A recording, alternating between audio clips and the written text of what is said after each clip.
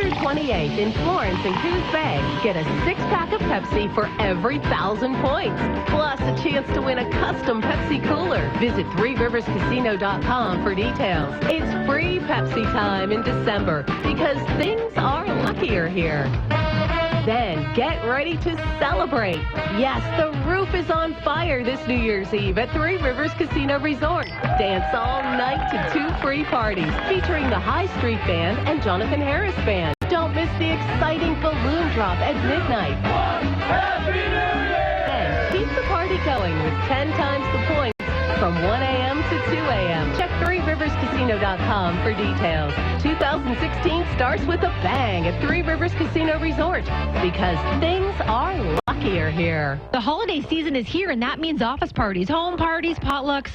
But Chapala Mexican Restaurant will take the work out of your holiday so you can truly enjoy the season. Chapala catering is easy. Pick up your tasty party platter or let Chapala fully cater your event. Fancy and formal or a fun fiesta, Chapala can do that. And with 2 convenient locations, Chapala is a great place for your holiday gathering. Make your reservations now. Chapala makes gift giving easy, too. They have gift cards for everyone on your list. Hi, this is Erin. Feliz Navidad from Chapala Mexican Restaurant. So good!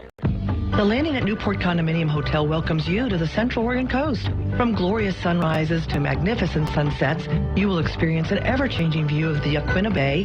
The Landing at Newport offers modern, clean, comfortable, and fully furnished accommodations. Whether you spend your day doing business, beachcombing, crabbing, or sightseeing, you'll want to end your day relaxing in the comfort of your home away from home at the Landing at Newport. For more information, call 541-574-6777. Men, if you're like me, you appreciate the feeling of a clean, smooth shave from a quality blade. The sort of shave that cuts clean, without the burn. So why are you messing around with generic razors that cost $32 for an 8-pack, when you can shave with Harry's high-quality German-engineered blades for half the price? And if saving money and a clean shave isn't incentive enough, Harry's will give you their starter set, complete with a razor, 3 of their world-famous blades and shaving cream for just $15. And shipping is always free. We'll also give you $5 off your first order. Our way of saying thank you for trying us. How are we able to save you all this money and still give you the best shave you'll ever enjoy? By owning the factory that manufactures them. That's how. So go to harrys.com right now and enter code 5533 at checkout.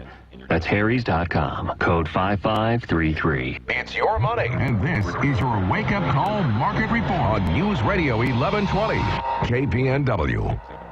This is a Bloomberg Market Minute. Shares of Yahoo are up almost 2% in pre-market trading after the company confirmed that it will scrap its long-planned spin-off of its stake in Alibaba.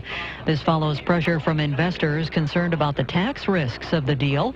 The web portal will instead explore a reverse spin in which the assets and liabilities excluding the Alibaba stake would be transferred to a newly formed company, resulting in 2 separate publicly traded entities. Shares of Dow Chemical and DuPont are both surging this morning in pre-market trading. People with knowledge of the situation tell Bloomberg that the 2 chemical giants are in late-stage merger talks. Electrolux will cut costs and jobs in the U.S., Sweden, and China and pay a breakup fee to General Electric after this week's collapse of a $3.3 billion deal to buy GE's household appliance business. Electrolux will reduce costs to save an expected $14 million a year, and the breakup fee will be $175 million. Gina Cervetti, Bloomberg Radio. Wayne County. Basically, what we're doing is using our land use law. As you're running again, pay attention to all of your voters. And the nation. Holloway in London. The wake-up call on News Radio 1120 KPNW.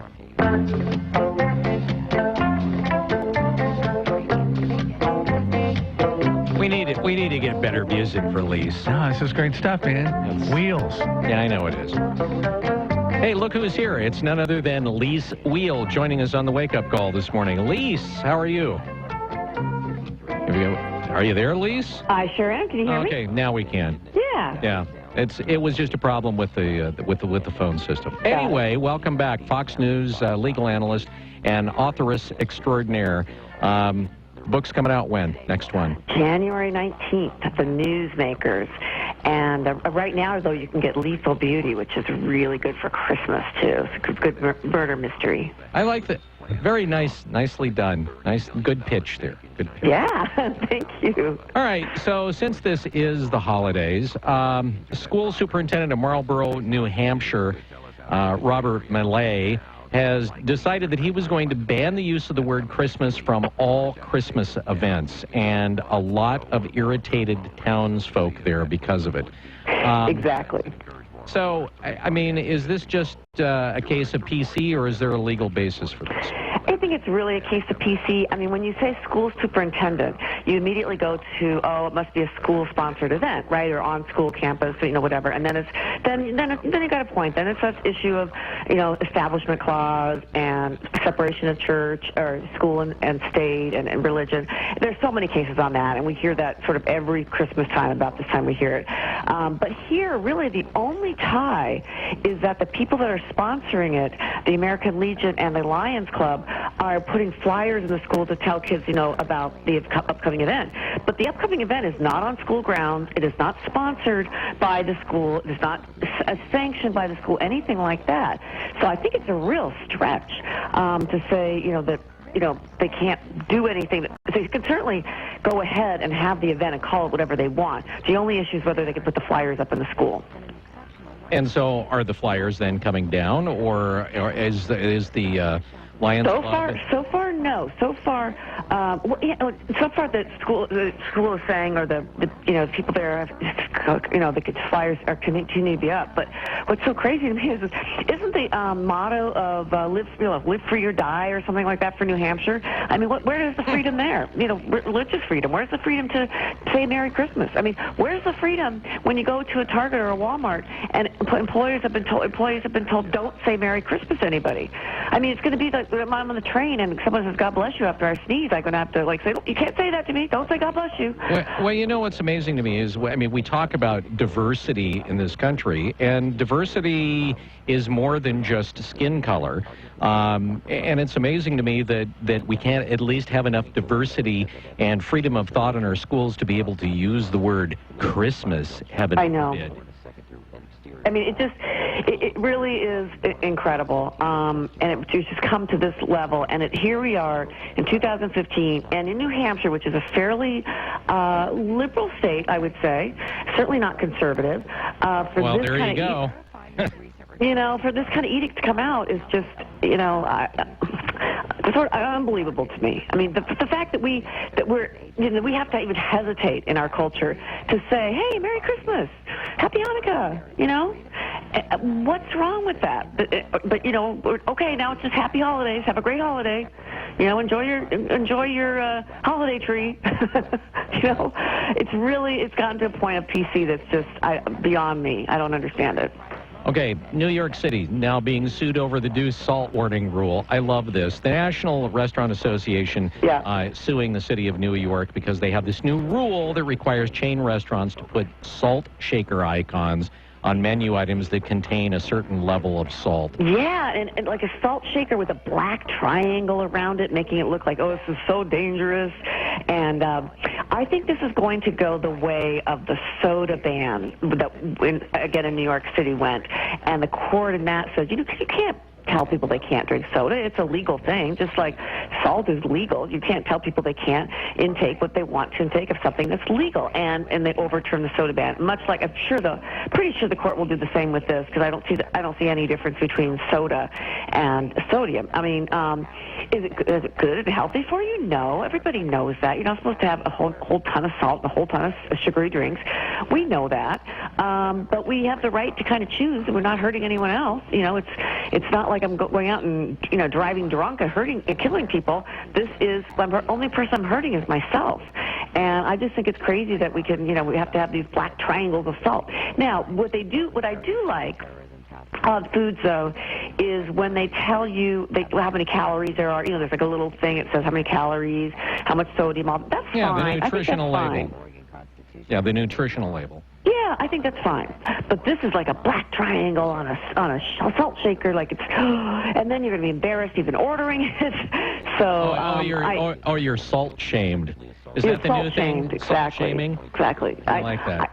I just believe, I mean, for me personally, it's nothing to do with the law, is that sort of kind of the blue moon theory that, once in a while, I just got to go get that McDonald's burger and fries. I just have to, or I got to get a milkshake. I just have to. It's my blue moon treat. Try to eat healthy a lot, fruits, vegetables, all that kind of good stuff. But once in a while, no, I'm telling you, there's a Wendy's downstairs in the Fox business, and you will see me down there. Are you down there with eating like the 3/4 pounders? I bet you are. Not the 3, but I'll buy one. I'll buy like a small one, and then I love their Frosties, and I'm just like, I'm happy. I'm happy. I'll just my little corn, eat my Frosty, and my little junior burger. All right. Lise, a pleasure having you on the show this morning. Take care. You got it. Take care. All right. Lise Wheel, Fox News legal analyst. Now we know that she likes Frosties and Wendy's hamburgers. I kind of like that view, that mental picture of her in her cubicle, just wolfing it down. Like some sort of just feral. Two bites. Just going feral on the thing, with chunks of bread kind of flying, the gentle arc of bread as she gnaws through it. French fries hanging outside her mouth. Mm-hmm. And Frosty dribbling off her chin. Yeah. 25 away from 7 o'clock. News Radio 1120 KPNW. Got a crash. It doesn't appear to be too serious, but we should notify you that milepost 195 on I-5, there at I-5 and Beltline, we got a crash with, trying to see if I can figure out which direction. Yeah, it should be a mandated rule that if you're going to put something up here, that you fill in all the blanks so we can figure out which direction. Because in this case, it would kind of make a difference. Just be careful out there, and no delays. Everything else, pretty much in the northwest corner of our state, man. It is really bad up there. Hopefully, you don't have to go that direction. While the name Westraunt Catering is a fairly new one, the people and brands behind it have played a key role in family and business functions for over 20 years. Put simply, with Westraunt Catering, you get experience and quality you can trust. Whatever the occasion, Westraunt Catering offers up tasty cuisine from all of its restaurants, including Mucho Gusto Mexican Kitchen, Bill and Tim's Barbecue, Dickie Joe's Burgers, and Dickie Yo's Frozen Treats. At Westraunt Catering, name the occasion. From rehearsal dinners, wedding receptions, business events, and holiday parties, to reunions, team celebrations, and more. And if you're ever in need of a caterer on short notice, we're the go-to place for shotgun weddings and other last-minute events. Call our catering director, Flint Livingston, today at 541-954-6303. Again, 541-954-6303. Westraunt Catering. Trusted in food and service. It's time for Discount Windows Win-Win Sale, Lee. I remember that one, Vic. Customers win by receiving 10% off our professional installation, and we win by keeping our install team busy all year long. That's right, Lee. Folks, at Discount Windows, get 10% off your window installation booked through the end of January. 10% off our already competitive install prices. That really is a sweet deal. Discount Windows carries Energy Star rated windows that may be eligible for a rebate from your utility company. We're working with Energy Trust of Oregon to help you reduce energy costs and improve comfort in your home. We're doing our part to help lower your monthly utility bills. Don't miss Discount Windows Win-Win Sale. Hurry win! Discount Windows, we do windows, doors, and installation for less. Don't miss Discount Windows Win-Win Sale. Highway 99, Junction City. Open 7 days a week. CCB 180018. Hey kids, let Mom help with your science project. This new mom wants her kids' science project to thrive. Too bad she hasn't cracked a science book since 1985. A metathesis reaction? Compounds, mixtures, and elements. Even this baking soda volcano is too big of an experiment. Whoa. Now she's completely forgotten the periodic table. Now she's burning a hole through the kitchen table. Burning with science. But her kids' love for the mom is truly transparent. Proof you don't have to be perfect to be the perfect parent. Don't tell Dad. You don't have to be perfect to be a perfect parent. Thousands of siblings in foster care will take you just as you are. For more information on how you can adopt, visit adoptuskids.org. A public service announcement from the U.S. Department of Health and Human Services, Adopt U.S. Kids, and the Ad Council. Your KPNW weather brought to you by Mattress Mania, where the side effect of saving like crazy may cause excessive high-fiving and a permanent smile. Good morning. If you're headed out that door in the next few minutes, you're looking at rain once again today. We've seen heavy showers off and on throughout the night as the cold front's been moving in. Now, throughout most of the morning, we'll actually see light rain as it continues to push inland. Otherwise, temps right now are in the upper 40s to low 50s under mostly cloudy skies. We've got strong winds out of the south at 15 to 25.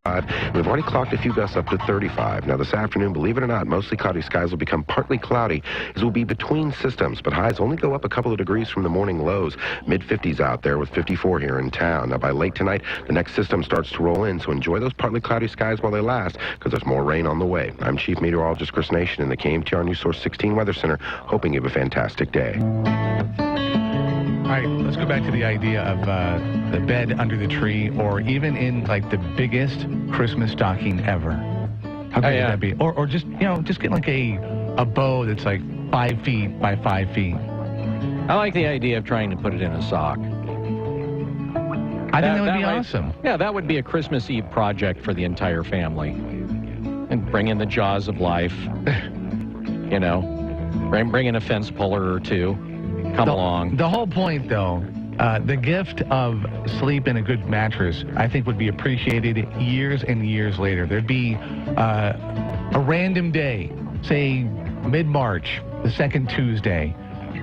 Wake up and I go, man, that was just a fantastic gift idea. And it can be a gift idea from you. You can go down there and check out the Triple Choice Sale, which, by the way, is ending soon. Great way to kind of say goodbye to 2015 and hello to 2016. Maybe you do the resolutions.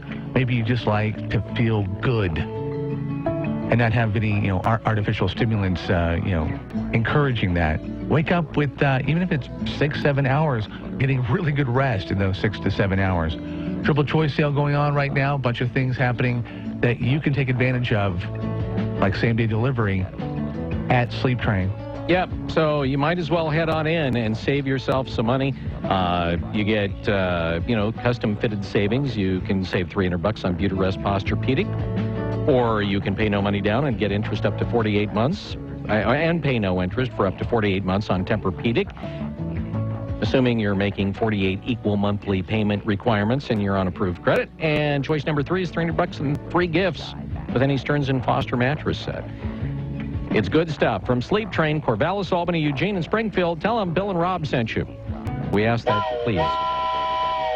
We'll do it live. The Wake Up Call with Holloway in London. We'll do it live. 1120 KPNW. This is boring as burnt toast.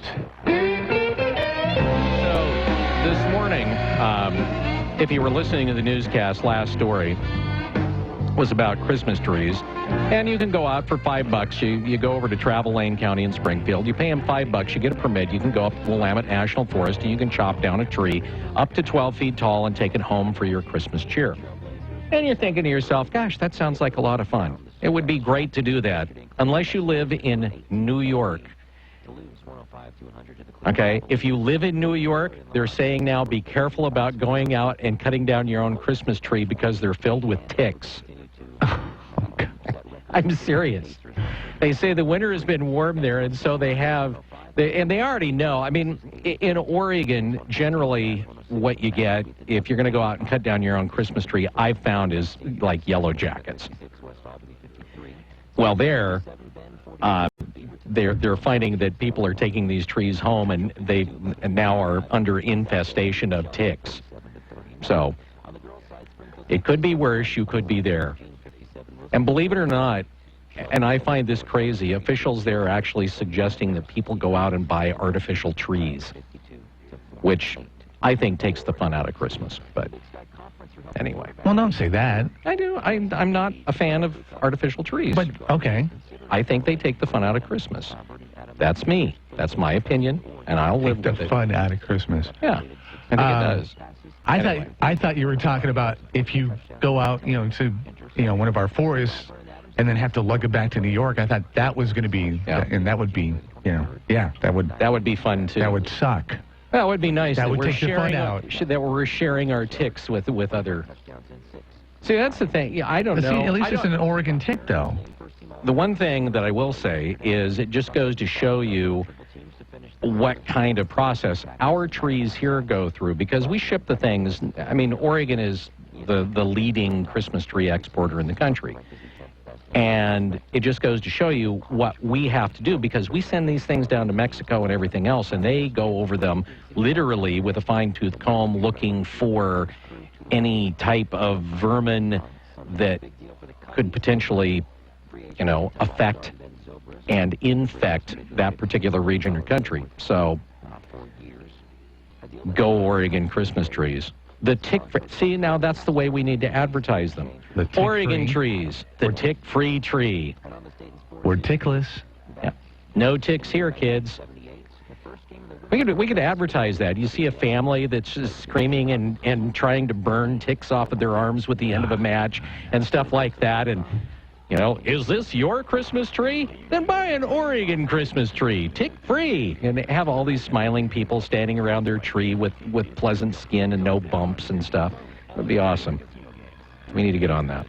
I hate ticks.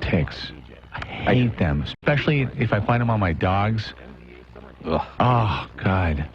Yeah, you hate them so much you actually post pictures of them on Facebook. When they're the size of the end of your thumb. That was a huge tick. It was immense, and it's got my Bailey's blood in there. I'm still upset. Still haven't dealt with it. 15 away from 7. Just a quick reminder, milepost 195, I-5, and Beltline. Hopefully, didn't sound like it was too serious. Hopefully, they're getting that resolved. It is wet. It is windy. There's going to be standing, water and debris, vegetation. But it's looks like even worse, times about 10 up in the northwest part of our state. So hopefully you're not headed to Tillamook or Astoria today. Not a good time to go.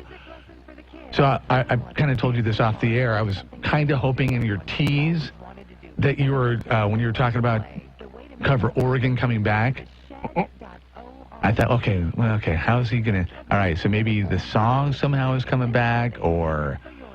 Oh, it could. The song could be coming back. But we're actually entertaining the idea that we didn't do a big enough... Yeah, that it wasn't a big enough failure the first time around. That we were going to try to, even add to that. Yeah. I've heard even more. I've heard numbers thrown that eclipse 305 million. I think it depends on the way that you actually go about cooking the numbers on it. When I say cooking the numbers, I don't necessarily mean that anything. I don't think there's a lot of fraudulent. Cooking that needs to. We've already done the fraudulent stuff. I think it just depends on how you count it, because there were certain things that they were able to accomplish, although I couldn't name one. So yeah, but 305 million is sort of the. We've already spent $6.5 million, and I meant to bring that up this morning because that was something I found as well. We've spent $6.5 million trying to sue Oracle so far. We're already out $6.5 million trying to sue Oracle.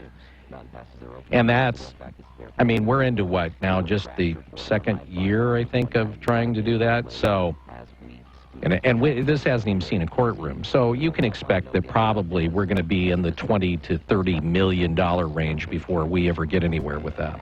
But yeah, they want to bring it back because, look at us. We have to pay to use the federal website. Oh, imagine that. And apparently the feds want to charge a little bit more to have the state use that. And so, of course, the state, being the state, wants to pass the savings on to you. Actually, in this case, they pass it along to the insurance providers. Now, if you've been following the exchanges and you've been following the insurance providers, you know that across the country and here in Oregon, a lot of these, local exchanges, the local cooperatives, they're folding. They're saying, no, we're not insuring anybody anymore. We'll do something. We'll be over here. We'll come to us for your car insurance. And we had that happen up in Portland. And we're seeing it happen all over the country. We've done a couple of segments on it here on the Wake Up Call. So the way that, of course, they're doing this is they're applying these kind of surcharges for every person that an insurance company, like, for instance, Trillium, for every person that they have enrolled, they charge them X amount of dollars, like $10 a month.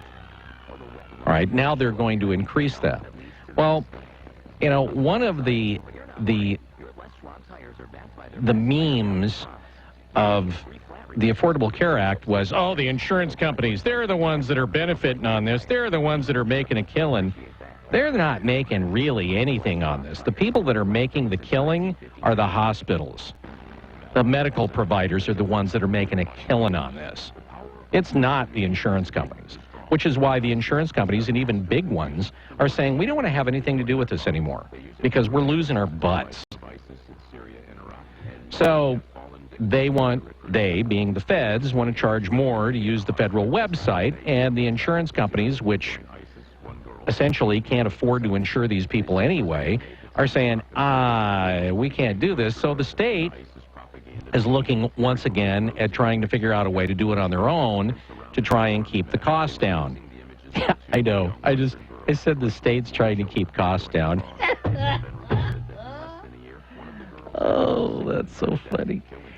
So what they're doing is they're going out and doing some shopping to try and figure out if they can get an off-the-shelf program, which, of course, they should have done to begin with, but decided, no, we want to create our own monstrosity. So they're trying to find something that they can get off the shelf, and they're going to be presenting ideas to the legislature when they gather to ruin our lives in February. And that's, at this point, where we stand. And so the legislature could potentially opt to go with one of these off-the-shelf programs, which I'm sure at which point they get their hands on it, they'll try to reconfigure it in some way and cause it to blow up. Or they'll just say, nah, we'll just stay with the federal thing and screw it. We'll let them pay. So anyway. So yeah, Cover Oregon 2.0 could be coming your way. Cheers to that. I'm enjoying a hot beverage and sure of that. 6:51, 9 away from 7 o'clock. Coming up, we got the wake-up call, 12 days of Christmas. If we're counting correctly, today would be day 5. Almost halfway done. Have you won yet? We'll see what we can do about that next, either next hour or into the 8 o'clock hour. Showers, mainly in the morning. Windy, though, 8 to 13 miles per hour with gusts up to 20. Temperatures falling down about 5 o'clock, a couple of degrees. Heavy rain coming up tonight. 54 currently at 1120 KPNW. Get stoked on your next stove or fireplace insert at Midgley's. Get zero-interest financing on Yodel, Valor, and Blaze King on approved credit. When Midgley's installs your wood or pellet stove, they'll throw in an accessory bag and your first chimney cleaning for free. That's over $250 in savings. We're at 7th and Chambers in Eugene. Our customer-friendly parking lot is located behind our store. Midgley's. Anywhere else, and you're just playing with fire. CCB 161946. See store for posted details. When you consider a gift to the Eugene Mission this holiday season, you're considering a gift for all of Eugene Springfield. That's because the Eugene Mission is the area's only wellness center for the homeless, treating the causes of homelessness, not just the symptoms. And when those we serve get well, Eugene Springfield gets well. Give to the Eugene Mission and give rise to hope. Give today at eugenemission.org. The Eugene Mission. Hope. Rising. I'm Gary Conley with today's Money Minute. There's a large wealth gap in the United States. Not new news, but it's more extreme than people think, at least according to a study done at New York University and reported for the Los Angeles Times. The gap is also larger than at any time since the 1920s. And the research suggests the top 20% of the population owns 85% of the wealth, and that the bottom 40% have nearly nothing, with a significant number posting a negative net worth. And while I don't know exactly how wealth was defined, with numbers this extreme, it almost doesn't matter. Now, wealth or assets is somewhat different than income or cash flow, but even here there's a large disconnect. Half our people pay no income tax at all, and those with incomes in the top 10% pay a disproportionate share. But how, or even if, this should be tweaked is inscrutable.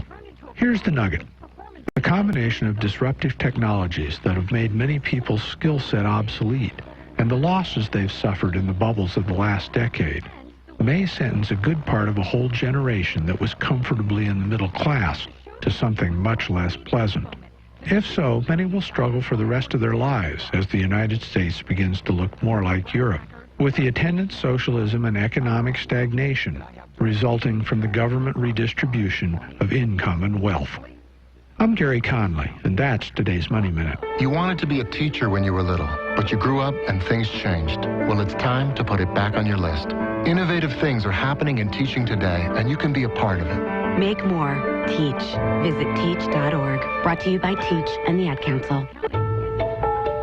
Most people think the Y is a gym, but to me, it's so much more. When I needed help, the Y gave my kids a scholarship to a safe place where they could grow, learn, and have fun. And when I was struggling with all kinds of health issues, they gave me the guidance and motivation to get well.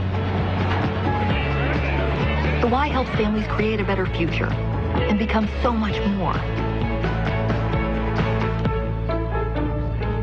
KPNW weather brought to you by Mattress Mania in Albany, Eugene, Springfield, and Corvallis. Save like crazy. Good morning. If you're headed out that door in the next few minutes, you need to take your umbrella. We've seen heavy showers throughout the night. Throughout the morning, we are looking at light showers off and on, but we are under an aerial flood watch all the way until Thursday at 4 p.m. And otherwise, right now, we've got mostly cloudy skies. Temps are in the upper 40s to low 50s, and we've got strong winds out of the south at 15 to 25, and we've already seen a few gusts up to 35. This afternoon, the mostly cloudy skies will actually become partly cloudy. We may even see a few glimpses of the sun as we'll be between systems. Otherwise, temps look to go into the mid-50s for highs, about 54 here in town, but it won't last long. The next storm system moves in late tonight, bringing heavy showers back to the region. We're also tracking exceptionally dangerous conditions out on the coast. We're seeing waves of 20 to 40 feet high. To give you an idea, that's a 3-story building crashing out on the beach, so make sure you stay off of those and try to stay dry. I'm Chief Meteorologist Chris Nation in the KMTR News Source 16 Weather Center, hoping you have a great day. It's the latest wake-up call market news. This is the KPNW Business Report. This is a Bloomberg Market Minute. Stocks are slipping in early trading following 2 straight days of declines. The Dow is down 39 points, or 0.2% at 17,529. The S&P 500 is lower by 6, or 0.3% at 2057. And the Nasdaq is down 27 points, or 0.5% at 5071. Shares of Yahoo are up 1.5% after the company scrapped its planned spin-off of shares in Alibaba. And DuPont and Dow Chemical are surging on word that the two are in late talks to merge into what would create the world's second biggest chemical company behind BASF. Lululemon today reported that third quarter profit missed analyst estimates. Sluggish sales forced the yoga wear retailer to cut prices on more items. Shares of Lululemon are now down about 6%. And crude is up 1.1% at just under $38 a barrel. Gina Cervetti, Bloomberg Radio. One day after Obama's Oval Office address to reassure the nation that the regime is doing everything possible to fight terrorism, Harry Reid issued a Democrat response. He said that he has plans for Democrats to introduce legislation in the Senate to appoint an ISIS czar to lead the fight against ISIS. Reid's rationale is that appointing a new ISIS czar would organize the government's efforts under one person. He said, "We did it with Ebola. We can do it with the scourge that's facing this country, ISIS." Now, in addition to creating an ISIS czar, Democrats want to impose new economic sanctions on ISIS. Harry Reid noted that ISIS uses oil sales and theft to fund their operations in Iraq and Syria. So the Democrats' legislation would target those who knowingly do business with ISIS and would block them from using our international finance system. Democrats also want to reform the visa waiver system and meddle with the way intelligence agencies share information with our allies. And they want to introduce a gun control measure written by Dianne Feinstein, who packs a concealed weapon for her own protection. Now, it's a stark admission, isn't it, that we need an ISIS czar? I mean, isn't that what the commander-in-chief's supposed to be? Isn't that what the Department of Defense is supposed to be? One person who unifies government agencies and resources to protect our national defenses? Isn't that what Obama should be doing? Seems the Democrats have no more faith in Obama's ability to protect the nation from ISIS, or maybe do anything else either. An ISIS czar, I mean, it's silly.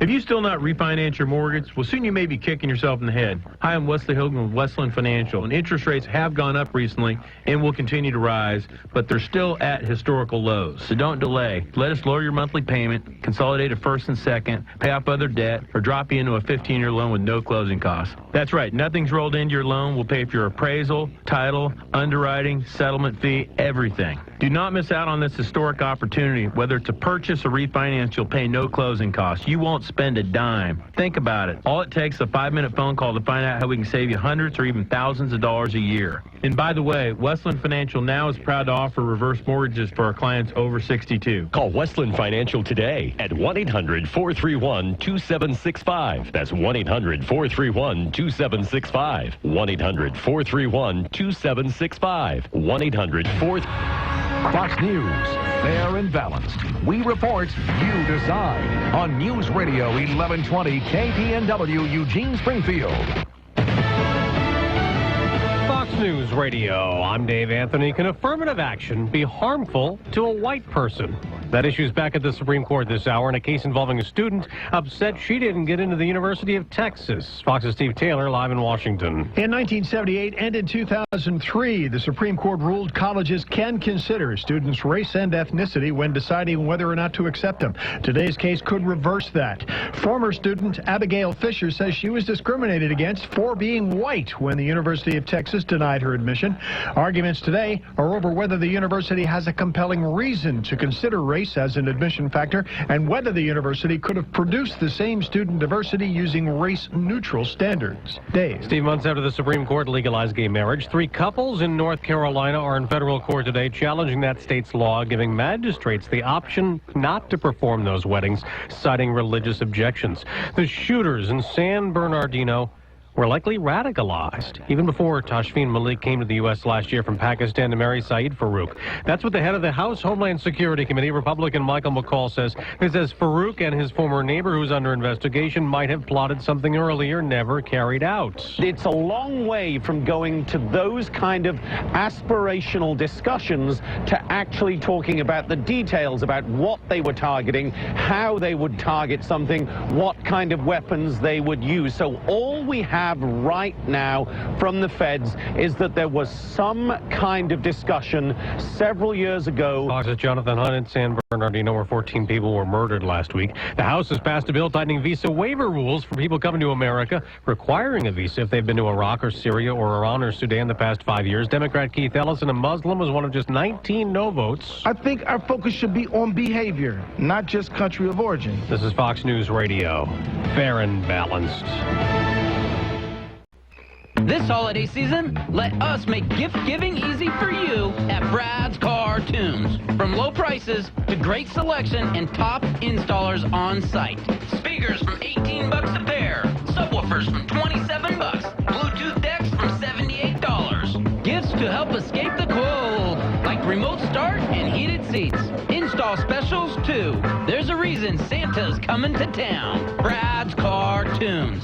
7th and Blair. Happy holidays.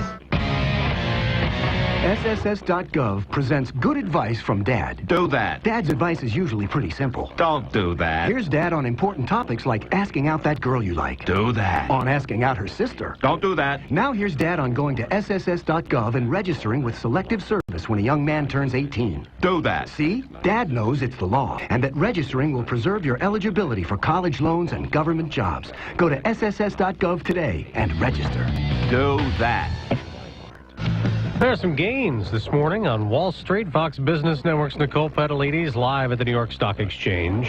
The Dow Jones Industrial Average up right now 67 points, and the S&P also higher by 3, while the Nasdaq pulls back 15 points. The Dow is sitting at a level of 17,635. DuPont, Chevron, and Exxon are among the winners. DuPont is a winner as the chemicals company is now in advanced merger talks with Dow Chemical. Both stocks have been gaining more than 10%, and it would create a company worth nearly $120 billion.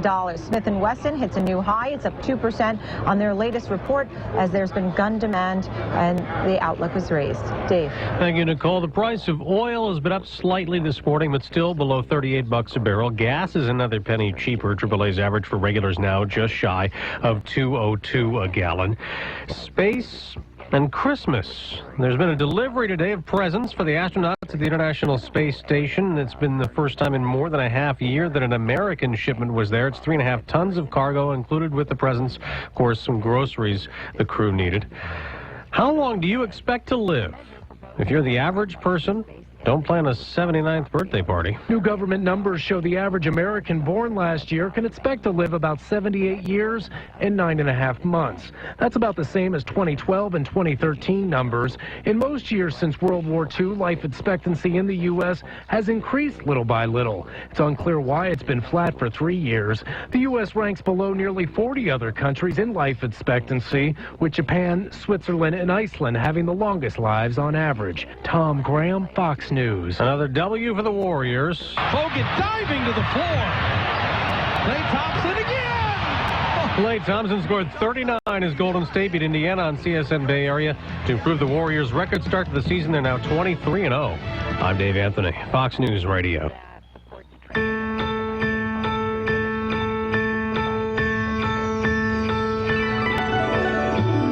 News Radio 1120 KPNW on a wet, wild Wednesday. A little breezy out there. 54 degrees currently at KPNW. Temperatures decreasing about 5 o'clock. Heavy rain coming back at you tonight. Windy part of our state. Wet up in the northwest part. But really, you got it down here as well. So just be careful out there. A new survey asked people how much they're planning to tip people for holidays, and 1 in 3 people say they're not tipping at all. Etiquette experts disagree and say that you should tip your hairstylist, your cleaning lady. Oh, our cleaning lady? Wow. Your kids' teachers. I mean, if you have a cleaning lady, I've never heard of anybody tipping a teacher. Maybe a gift, if it's appropriate. Wow. Tipping your teacher. The gardener, the plumber. The gardener? See, again, who are these people? That what? Well, that have a gardener, their housekeeper. Well, if you... I mean, I'm assuming probably the teacher, just judging by the list of things that we're talking about here, that we're talking about people that have a lot of money and that probably those kids are going to a private school. Okay, just remember who's saying this. The etiquette experts are saying if you have these people in your world, if you don't, then you probably can't afford to tip them to begin with. But does it suggest tipping your etiquette expert? No. Your dog walker, and basically anybody who does anything for you. See, the plumber would be kind of weird because you don't really need the plumber, all that often, unless you've got, a plumber unless you have a problem. On a retainer. Yeah, or if you've got rentals. Or you're not eating enough fiber. But a plumber's going to be kind of one and done. So unless he comes like the week of Christmas, maybe, I won't even go there. Then maybe a tip would be appropriate, but yeah. Did you ever tip? Did you ever give a gift to any of your your kids' teachers? No. Nothing? No. Card? That doesn't surprise me. I think we did cards. I don't know. Ann usually did the card stuff. I'll be the first person to say this. I'm not a big card fan. The newspaper delivery person, when I was getting the paper, I could kind of, because, they're going through high water and bad weather and darkness, and, I kind of felt bad for them. Probably not making, a heaping to begin with. A little help there, I thought was... I'm surprised it doesn't say anything about tipping the mailman or the mailwoman. Well, that would be on the list. Is it on the list? No, but it says anybody who does anything for you. Anyone who does anything for you. Pretty wide open, isn't it? Yeah, it really is. And there's probably some of those people that couldn't receive a tip. So I guess that's something else to think about. KPNW, good morning. Hi. Hello. Hi. Hi, here's a suck-up comment. How about tipping your radio show hosts? Okay. Bill and Rob, huh? Yeah, I like that idea. Just awesome service for us. Just feel free to send your checks or money orders to the Wake Up Call, care of Bill and Rob at this radio station. I like the way this guy thinks. Bill and Rob, Merry Christmas. This is Oscar and Cindy. All right. Well, thank you, Oscar. Thank you, Cindy. Okay. Merry care. Christmas. Bye-bye. Not happy holidays. Merry Christmas. All right, 7:09 news coming up. Stand by. It's wet out there and 54 KPNW. Fall is officially hit with cold, rainy weather. Don't start a chilly day with a bleak breakfast. Warm your spirits with a breakfast burrito and coffee from Burrito Amigos, the friendly ones. You can always enjoy a fresh cup of coffee at any Burrito Amigos location. But if you need a great espresso, hit up Burrito Amigos drive-thru on 6th and Polk in Eugene, or drop by the Springfield shop at 42nd and Main.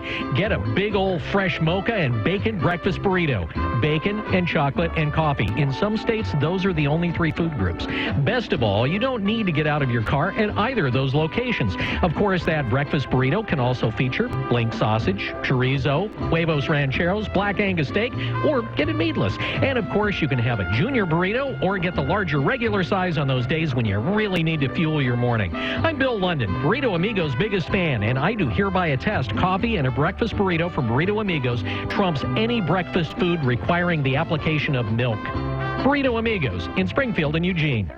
Hey folks, Scott Hoysh here. It's time for our annual year-end sales event. This year, we partnered with Oregon Community Credit Union to bring you the best year-end sale ever. Buy now and you won't have to make a payment for 120 days. That's no payments till April 2016, which is tax return season. Plus, we have rates starting as low as 1.99% APR with loan terms up to 72 months. Our Eugene Superstore is loaded with cars, trucks, and SUVs. Nearly every make and model in nearly every price range. Plus, our Northwest Superstore inventory has more than 1,000 vehicles. The year-end sales event, brought to you by Oregon Community Credit Union, is going on right now at Hertz Car Sales. 1.99% APR and no payments for 120 days. Offered through OCCU on Tier 1 and Tier 2 credit for terms up to 72 months. Model years 2010 and newer. Interest accrued from the date of purchase. Membership required. Other exclusions, conditions, and or restrictions may apply. Offer valid December 4th, 2015 to January 3rd, 2016. Keep your cash this holiday season with no payments for 120 days. Only at Hertz Car Sales in Eugene. On West 11th, just off the Beltline. Always online at HertzEugene.com, where Hertz Car Sales in Eugene will save you money.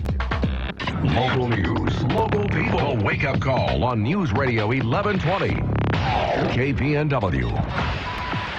Good morning. This look at the news brought to you by Burrito Amigos, the friendly ones, featuring great breakfast burritos and fresh brewed locally roasted coffee for a tasty and warm start to your morning. Here's what's going on. Well, a flood watch remains in effect through Thursday afternoon for most of northwest Oregon and southwest Washington. You can expect an additional 4 to 7 inches along the higher elevations. That's mainly the Coast Range and the Cascades. An additional 3 to 4 inches for the interior valleys. Leanna Brackett with the National Weather Service says while the Willamette isn't expected to reach flood stage, a number of smaller rivers like the Marys River and Corvallis, also the Lucky Mute and the like, are expected to spill out of their banks. With a heavy dose of rain throughout the weekend, you can expect that we're going to see some high waters, probably around Lane County as well as in the Eugene area. Jefferson Street is a good example. There's just more water than the pipe can handle at that particular moment, and it does cause some localized flooding at some of the cross streets on upper parts of Jefferson. That, of course, is compounded if leaves wash down and block those catch basins. That makes the problem even worse. Eric Jones with Eugene Public Works says downtown could also experience problems. In the downtown area, some of the flat areas where there are big old trees, lots of leaves, and for whatever reason, more leaves in the street, that again can certainly cause some flooding in those areas. Although drastic flooding isn't expected, people are reminded to keep in mind where their leaves are and the leaf pickup schedule so that we don't clog the storm drains and cause potential chaos. ODOT has closed Oregon 229. That's the Siletz Highway just a little east of US 101 in Lincoln County. That closure is expected to be lengthy since high tide hasn't occurred. Also, Highway 22 has been closed at the junction of Highway 18 because of a big sinkhole. It's a sinkhole that's about 5 feet deep and stretches across the highway. We found out about it after being alerted by OSP that a semi-truck had gone into into the sinkhole. Rick Little with ODOT says engineers have been looking at the hole to figure out the best way to get it fixed in a short amount of time. Snow is coming to the Cascade Mountain Range. So snow levels will kind of fall down towards, towards 2,000-3,000 feet as we go into the weekend. So we're looking at, a good amount of winter weather kind of going into this weekend with the active weather pattern kind of continuing through right now. It looks like through early next week at least. With that being said, we could see a decent amount of snow kind of coming to the Cascade starting late Thursday through the weekend to early next week. Well, a meteorologist with the National Weather Service says they're predicting up to 8 inches of the white stuff dropping tonight and Thursday morning, and they hope that it will start to increase a snowpack that was dreadfully thin last year. Well, we have some weather closures today. All state agencies, believe it or not, are closed in the counties of Columbia, Clatsop, and Tillamook. Lane County Board of Commissioners voted unanimously to schedule a pair of public hearings early next year on a proposed public safety taxing district for the rural area around Fern Ridge Lake. Commissioner Faye Stewart of District 5 East spoke in favor of the measure. I too am excited about this opportunity to see this proposal go before the citizens because I think that it might potentially, if supported, be a potential solution for public safety improvement throughout the county over time. At $1.80 per thousand, the tax would raise about $2.6 million a year. The measure would fund 10 deputy sheriff positions to patrol the area, 2 permanent beds at the county jail, a deputy district attorney position, and a mobile health crisis response team. Lane County government would provide the bulk of those services. The hearings will take place January 12th and February 9th at Harris Hall in the county's public service building in downtown Eugene. Well, Richard Jackson, quote, the most beloved insurance agent in Eugene, if you recall the billboards, is facing more than a dozen charges dealing with sex crimes against a minor. And now his family is coming out in support of the victim. It's reported that the crimes occurred over a 7-year period starting in 2000. And how did police find out?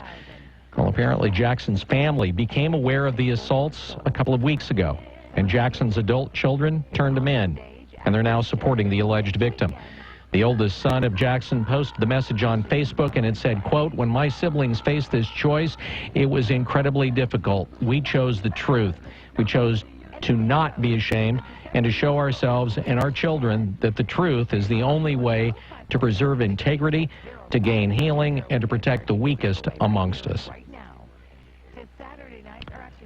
I'll sing for the place that my Could it be back? Could we have Cover Oregon 2.0? Courtesy of a new user fee from the federal government, Oregon is considering switching back to running its own health insurance marketplace. The U.S. Department of Health and Human Services proposed a 1.5% user fee for the next year, ramping up to 3% after that. According to the Oregon Department of Consumer and Business Services, the fee is charged on premiums for state-based marketplaces that use the federal platform, like Oregon. 3% would double the fees for Oregon carriers who already have been losing money selling individual plans on the exchange. That's because the state currently charges carriers $9.66 per member per month. It works out to about 2.9% of premiums paid on medical plans. If you recall, Oregon wasted $305 million coming up with its own online marketplace that never enrolled a single person, but left us with this catchy little tune. Now, in this go-around, the state is looking at using systems off the shelf instead of trying to create its own something. The staff at the Department of Consumer and Business Services will make recommendations to the legislature in February, which may or may not decide to give up on the federal site. An Oregon senator is speaking out against Donald Trump's statement that Muslims should not be allowed into the United States. Brad Ford has that story. Oregon Senator Ron Wyden pulled no punches when responding to Trump's statement that immigrant Muslims shouldn't be allowed into the country. Outlandish statement insults our treasured American value of welcoming refugees from violent oppression and terror. Wyden says his family migrated to the U.S. to avoid oppression. As a child of parents who fled Nazi Germany as refugees, I fully appreciate both the embrace this country provided my family and the perils of failing to confront hateful speech when it arises. Wyden says the U.S. needs to make sure the refugee screening process is as strong as possible. Brad Ford, KPNW. At the United Nations Climate Summit, critics said that the U.S. delegation was made up of all Democrats, and because the Republicans are actually in power on Capitol Hill, they can't live up to their promises. Oregon Senator Jeff Merkley says that promises were made based on programs that are already in law. The points we were making were grounded in the American system, and that is that once regulations are in place and once the law is in place, they have tremendous momentum. It's very hard to change them. These programs include the Clean Power Plan and vehicle emissions programs. A wild duck found last month in Morrow County has tested positive for Eurasian bird flu, but the U.S. Department of Agriculture was not able to determine whether the strain was a danger to poultry. Oregon Department of Fish and Wildlife vet Colin Gillen says the preliminary test from the hunter-shot mallard collected November 7th caused concern. The duck would have been the first confirmed case of highly pathogenic bird flu in the country since July. The irony is the USDA declared the U.S. free of bird flu on November 18th. There's dozens of bird flu strains. The strains that killed millions of birds last winter and spring were H5N8, a Eurasian virus, and H5N2, a mix of Eurasian and North American strains. Oregon's fleet of commercial crabbing boats remain in the harbor. Brad Ford says the ocean is rough, but that's not the problem. Oregon's commercial crabbing season along the entire coast is on hold because of high levels of toxic domoic acid. There's still concerns that potentially those are increasing. Kelly Corbett with the Oregon Department of Fish and Wildlife says that while toxin levels are below the standards, the increasing numbers on the southern Oregon coast is a concern. They'll test that again soon. We are just waiting for a weather window to be able to get out, for those boats to get out and get crab to be tested. Crabbers and Oregon Fish and Wildlife want to make sure the toxin levels remain in a safe range before starting the harvest. Domoic acid can cause neurological problems in people even if the crab is cooked. I'm Brad Ford, KPNW. And Christmas is pretty much here, or at least the Christmas holiday season. So it's time to get out there and maybe get your own tree. Stephen Hawshaw with Travel Lane County says that if you want to explore the Willamette National Forest and forage for your own evergreen this season, you can do that, courtesy of the Eugene Cascades and Coast Adventure Center. We've got tree cutting permits for the Forest Service here, available for $5 a tag. We also have like snow park permits and other kinds of permits there for folks to kind of explore and find their own tree. The Adventure Center is located in Springfield. Permit holders can cut up to a 12-foot tall tree, one, on designated areas of Forest Service land. Maximum 5 permits per household are available. Also, be safe out there, take the right equipment, and, of course, stay warm. It's 7:21. This look at the news brought to you by Burrito Amigos, the friendly ones, here on KPNW. Wake Up Call Sports on News Radio 1120 KPNW. Portland Trailblazers aren't getting blown out of games. They are competitive, but just what the Cleveland Cavaliers needed to rip up a 3-game losing streak. LeBron James scored 33, helped the Cavs come back from being down 18 at one time to the Blazers in the first half. Damian Lillard also dropped 33 for Portland. C.J. McCollum added 24. Next up for the Blazers, Phoenix there on Friday. Golden State Warriors showing no signs of slowing down the scoring and losing. They're 23-0 after they jocked the Indiana Pacers 131-123. Klay Thompson this time with a hot hand, finishing 39 points. 29 of those in the first half, 10 3-pointers, one short of his personal best. The only thing that cooled him off was a sprained ankle. Oklahoma City hitting everything in their game against Memphis. Kevin Durant, 32 points. Russell Westbrook, 16 assists. It's all Thunder, 125-88 over the Grizzlies. Chicago Cubs agreed to a deal with infield outfielder Ben Zobrist, 4 years, worth $56 million.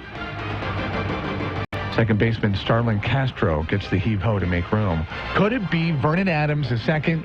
2.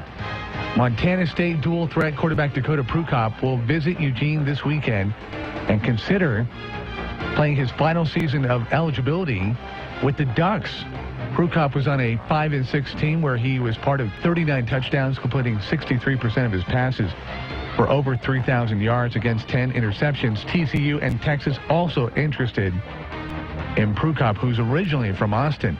And if you want to check out the uniforms that the Oregon Ducks will be donning at the Alamo Bowl, the all-white unis can be viewed on our Facebook page, Wake Up Call 1120. Wake Up Call Sports on KPNW, brought to you by Wetlands on Garfield in Eugene, your Westside neighborhood sports headquarters and pub. At 7:24. KPNW weather with Chris Nation. Brought to you by Mattress Mania, where you save like crazy. Good morning. If you're headed out that door in the next few minutes, you are looking at rain once again today. We've seen heavy showers off and on throughout the night as the cold front's been moving in. Now, throughout most of the morning, we'll actually see light rain as it continues to push inland.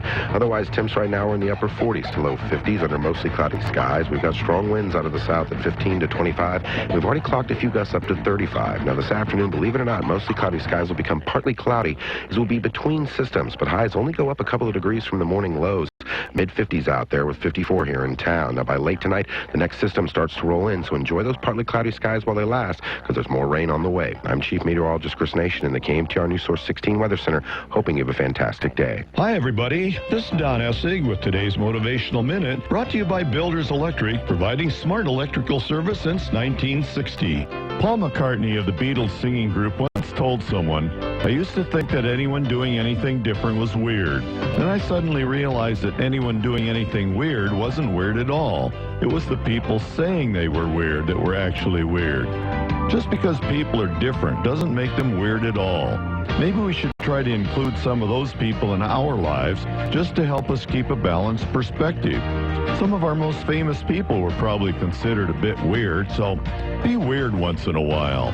This is Don Essig with today's Motivational Minute. I'll be back tomorrow. Until then, have a positive day. Today's Motivational Minute was sponsored by Builders Electric, voted the Register Guard's 2015 Reader's Choice #1 electrical contractor, providing positive service for over 55 years. That's Builders Electric, CCB 4296. Got great projects on your to-do list? Now during Kubota's Power to Do Great Things sales event, get a great deal on a tractor you'll be proud to own. A powerful, easy-to-drive BX70 series tractor. Now get financing as low as 0% APR for up to 5 years. And great customer instant rebates when you buy a new BX70 and 2 implements. Now through December 31st, 2015, call toll-free 1-800-465-8268 for details about cost and terms. See Mid-Valley Tractor, locally owned for 30 years, just a mile and a half past the Beltline on Highway 99.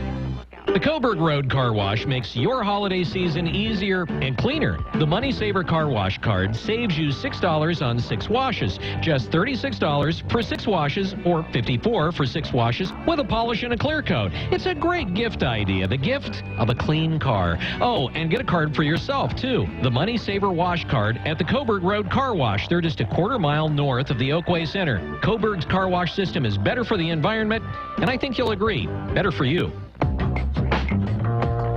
Northwest Burger inside the 5th Street Market features burgers so amazing they're an experience all their own. Freshly ground meat and local produce combined with the creativity of local chef Garrett Kirsch makes for a burger experience like no other. You'll get mouth-watering goodness in every single bite. Check out their menu and photos on Facebook. Northwest Burger, located in the 5th Street Market.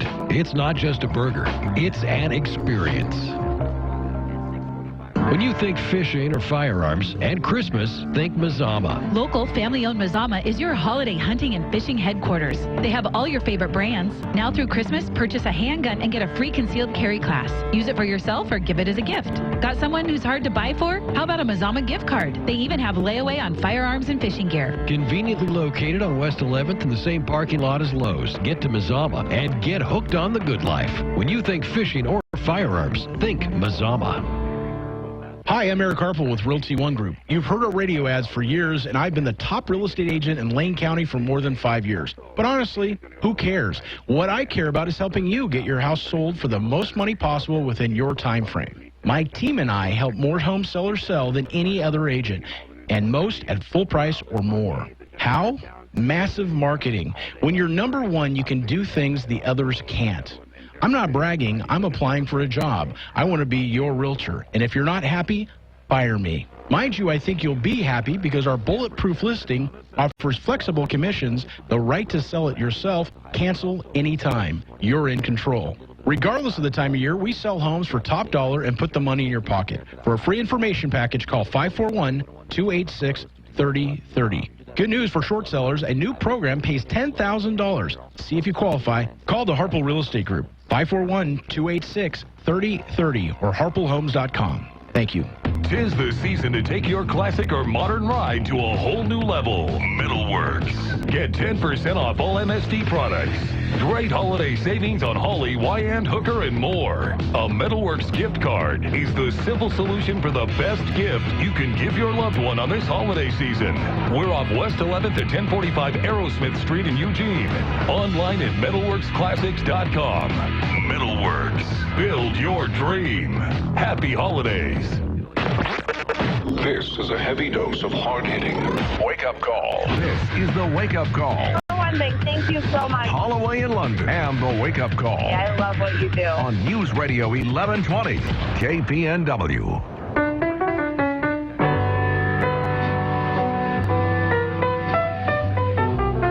Kind of a relief to see no closures and no traffic problems out there.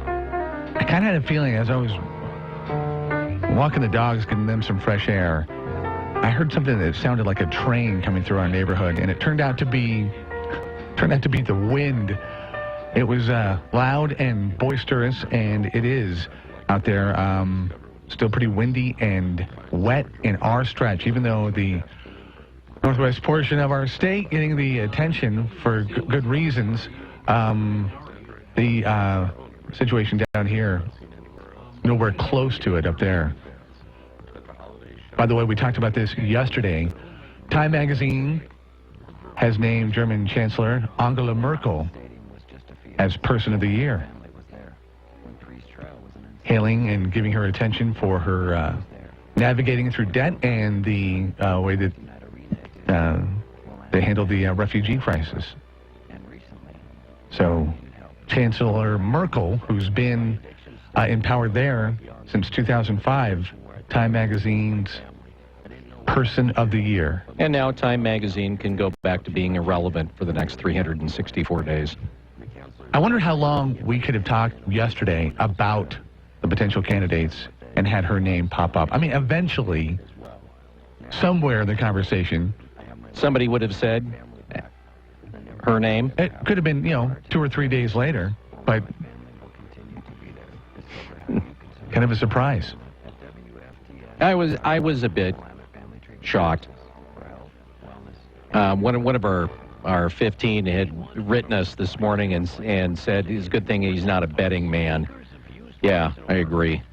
Me too. It was, but you can't say that she's not worthy in one regard as much as some of the other people that were on the short list, for sure. So, and if you really get right down to it, she's probably the singularly most powerful leader in Europe outside of, well, Putin. I mean, at least as far as the EU is concerned.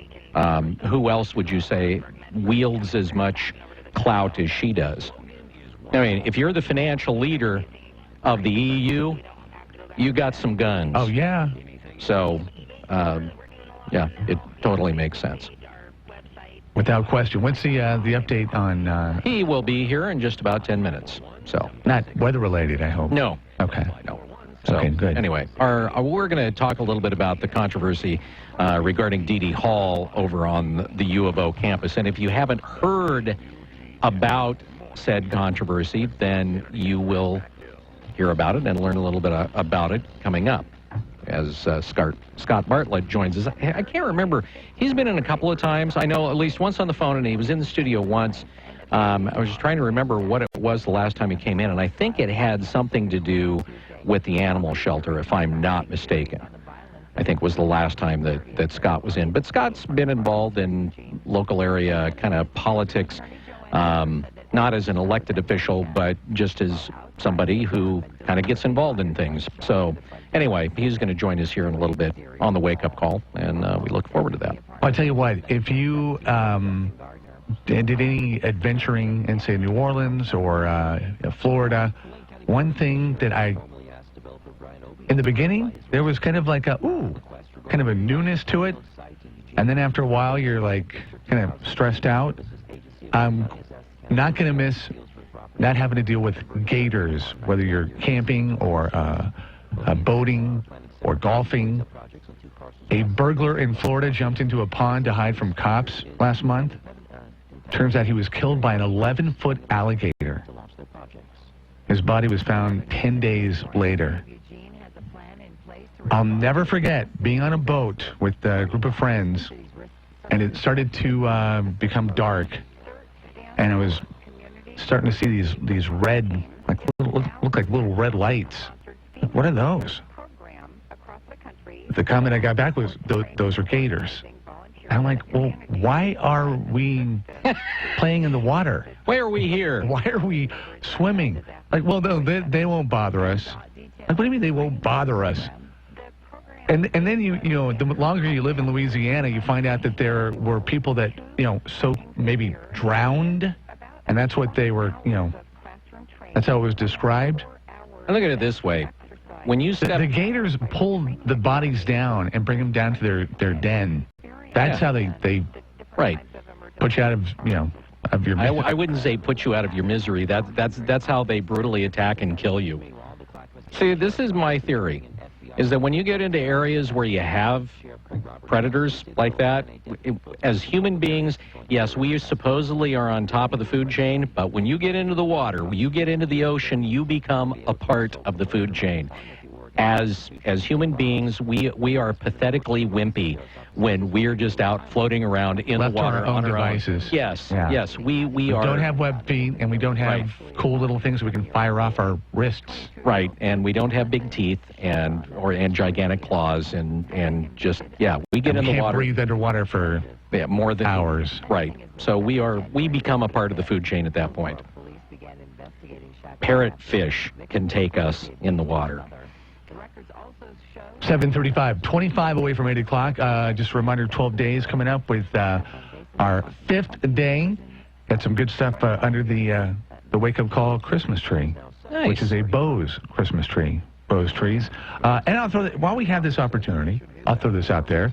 If you know somebody that would be so indulgent, we've got a Working Women's Wednesday today. Going to be out there with Val Steele on the KDUC side of things at Capitello, which is downtown Eugene, Charlton-esque. No, it's on Charlton. It's not. Charlton, I forget what the cross, I think that's 6th. But starting at 4 o'clock today, 4 to 7, going to be giving out a bunch of stuff. And it's an homage to the grape, giveaways, music, and more. And it's free. And there's appetizers, and it's a pretty cool little social event. So did we get Thirsty Thursday plugs on KDUC down the hall? I'm just curious. Did we get Thirsty Thursday plugs down? Plug the heck out of it. On KDUC? Yeah. Oh, nice. All right. Yeah. Continue. Yeah. Relax. With our eye on the stock tickers, this is the Wake Up Call Business Report on News Radio 1120 KPNW. This is a Bloomberg Market Minute. Stocks are higher as crude is helping a rebound in energy shares. Plus, we may be on the verge of the biggest deal ever in the chemicals industry. People with knowledge of the matter tell Bloomberg that Dow Chemical is in late-stage talks to merge with DuPont. The transaction would combine two of the most storied names in the country and create the world's second biggest chemical company. That is giving a lift to raw materials companies. Apple is suspending plans to offer a live internet-based television service and will instead focus on being a platform for media companies to sell directly to customers through its app store. And that is according to people familiar with the matter. American Airlines is challenging foreign rivals by creating a premium economy cabin on international routes that boasts some of the perks of business class, but at a lower ticket price. The new section will have dividers separating it from the rest of coach and wider seats. It will debut late next year. Courtney Donahoe, Bloomberg Radio. Personal protection is an important issue. How do you make sure you and your family are safe? Out on a trail, taking a vacation, or just staying at home? There are options to give you a little extra level of security, and Oak Grove Guns in Santa Clara Square has them. They can help you figure out whether pepper spray, a stun gun device, or a personal handgun are right for you. They have all the best brands, including Ruger, Smith & Wesson, and Sig Sauer. But more important, they know what they're talking about without being intimidating. Oak Grove Guns, proud to supply products to responsible gun owners. 'Tis the season to take your classic or modern ride to a whole new level. Metalworks. Get 10% off all MSD products. Great holiday savings on Holly, Wyand, Hooker, and more. A Metalworks gift card is the simple solution for the best gift you can give your loved one on this holiday season. We're off West 11th at 1045 Aerosmith Street in Eugene. Online at metalworksclassics.com. Metalworks. Build your dream. Happy holidays. While the name Westrant Catering is a fairly new one, the people and brands behind it have played a key role in family and business functions for over 20 years. Put simply, with Westrant Catering, you get experience and quality you can trust. Whatever the occasion, Westrant Catering offers up tasty cuisine from all of its restaurants, including Mucho Gusto Mexican Kitchen, Bill and Tim's Barbecue, Dickie Joe's Burgers, and Dickie Yo's Frozen Treats. At Westrant Catering, name the occasion. From rehearsal dinners, wedding receptions, business events, and holiday parties, to reunions, team celebrations, and more. And if you're ever in need of a caterer on short notice, we're the go-to place for shotgun weddings and other last-minute events. Call our catering director, Flint Livingston, today at 541-954-6303. Again, 541-954-6303. Westrant Catering. Trusted in food and service. Guys, when you buy your clothes at DXL, you look good. But you feel like a rock star. So if you want to look and feel like a... You'll find all the brands you love, waist size 38 and up, all in one awesome store. DXL, you're looking good. Shop now for deals from 30 to 50% off. See DestinationXL.com for details. It's not a team without T-shirts. Custom T-shirts from Custom Ink are the easy way to connect any group. Our online design lab makes it simple to create a shirt design that your group will love. Or you can easily upload your own logo. Whether you need one shirt or thousands, Custom Ink can print any size order. And we know you can't wait for your new T-shirts. That's why we offer free shipping, and on-time delivery is guaranteed. Get a free price quote today at customink.com. It's time for Discount Windows Win-Win Sale, Lee.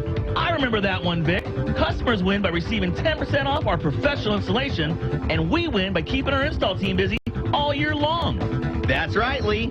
Folks, at Discount Windows, get 10% off your window installation booked through the end of January. 10% off our already competitive install prices. That really is a sweet deal. Discount Windows carries Energy Star rated windows that may be eligible for a rebate from your utility company. We're working with Energy Trust of Oregon to help you reduce energy costs and improve comfort in your home. We're doing our part to help lower your monthly utility bills. Don't miss Discount Windows Win-Win Sale. Hurry win. Discount Windows, we do windows, doors, and installation for less. Don't miss Discount Windows Win-Win Sale. Highway 99, Junction City. Open 7 days a week. CCB 1800. Mornings are a little different with a wake-up call. You're an embarrassment to nature. Do you know that? Holloway in London. On News Radio 1120 KPNW. 7:42. I need to make a call to my lawyer. If I had a lawyer that I was going to tip, probably wouldn't give him a tip. Maybe a news tip. I don't think I went high enough on the child support. Melanie Griffith, Antonio Banderas, they're divorced. They're no longer. Melanie, though, getting $65,000 a month. They're also splitting everything they've made since 2004, which most of, I would say, of that is going to be from Mr. Banderas, as Melanie hasn't been, at least as an actress, working and being creative as much as Mr. Banderas, but there you go. 743, 541-485-KPNW, 888-KPNW, 888. I give those telephone numbers to you because you might be on your adventure to Eugene, Springfield, or the surrounding area, be seeing some stuff that the other 14 road rangers should be abreast of. We're not really seeing anything. anything. There was the accident there at I-5 and Beltline, but that was quickly resolved, and that's awesome. I mean, this would be great. There was nothing to talk about. Upper, north of Salem and kind of west of Portland, a much different situation. But if you see anything, let us know. And that's the same number, too, that you can do some winning with the Wake Up Call 12 Days of Christmas about 8:25. We'll jump into that situation and try to hook you up. All right. So joining us on the Wake Up Call this morning, Scott Bartlett. I think the last time we were talking about this a little bit earlier, I think the last time you were in the studio, we were discussing, I believe, LCAS, I think. I think we were. I'm still on that committee. Yeah. And it's a continuing... adventure? Well, it's a continuing concern to lower the number of dogs and cats that are killed needlessly. And part of that, of course, is spaying and neutering at the front end and having, each generation of young people that are going to become dog owners to really be aware of responsible pet ownership and pet population. And there was so much that we were achieving. And then Leanne Richardson, and I think in conjunction with John Ruiz, I don't know at whose behest, decided to pull the city contract with the county. And I think that's been a backward move, frankly, because I think we were making great progress. All right. Let's talk to the other thing. So you are now, at least according to the folks posting on the RG's page, you are now the new face of white privilege. Congratulations. Well, thank you. It's news to my banker, but I'm sure he'd be happy about it. Yeah. And what the discussion has been about is Dee Hall over on the University of Oregon campus, and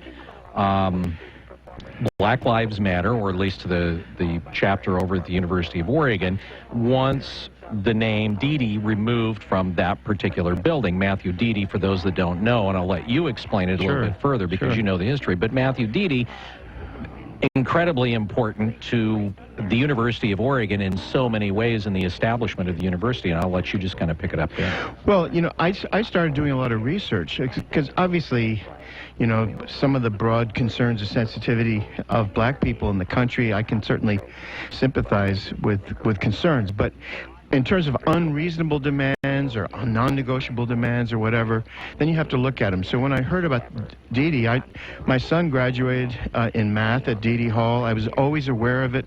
When I first came here in 1965, I remember flying to Portland, taking a bus down, staying at the old Eugene Hotel, which is Pink Building, and walking the next morning up from Kincaid, up Hello Walk, and seeing this gorgeous old building and wondering what was it. And at that time, I realized that Oregonians way back to 1867 deeply cared about higher education and creating a beautiful university.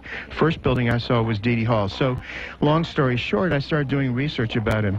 Well, he was a fascinating person, but like almost all Oregonians pre-Civil War, most Oregonians across the state who had come from the border states or the South, most of them were pro-slavery, pro-exclusion, etc. Dee was no exception. He'd migrated here overland in 1849.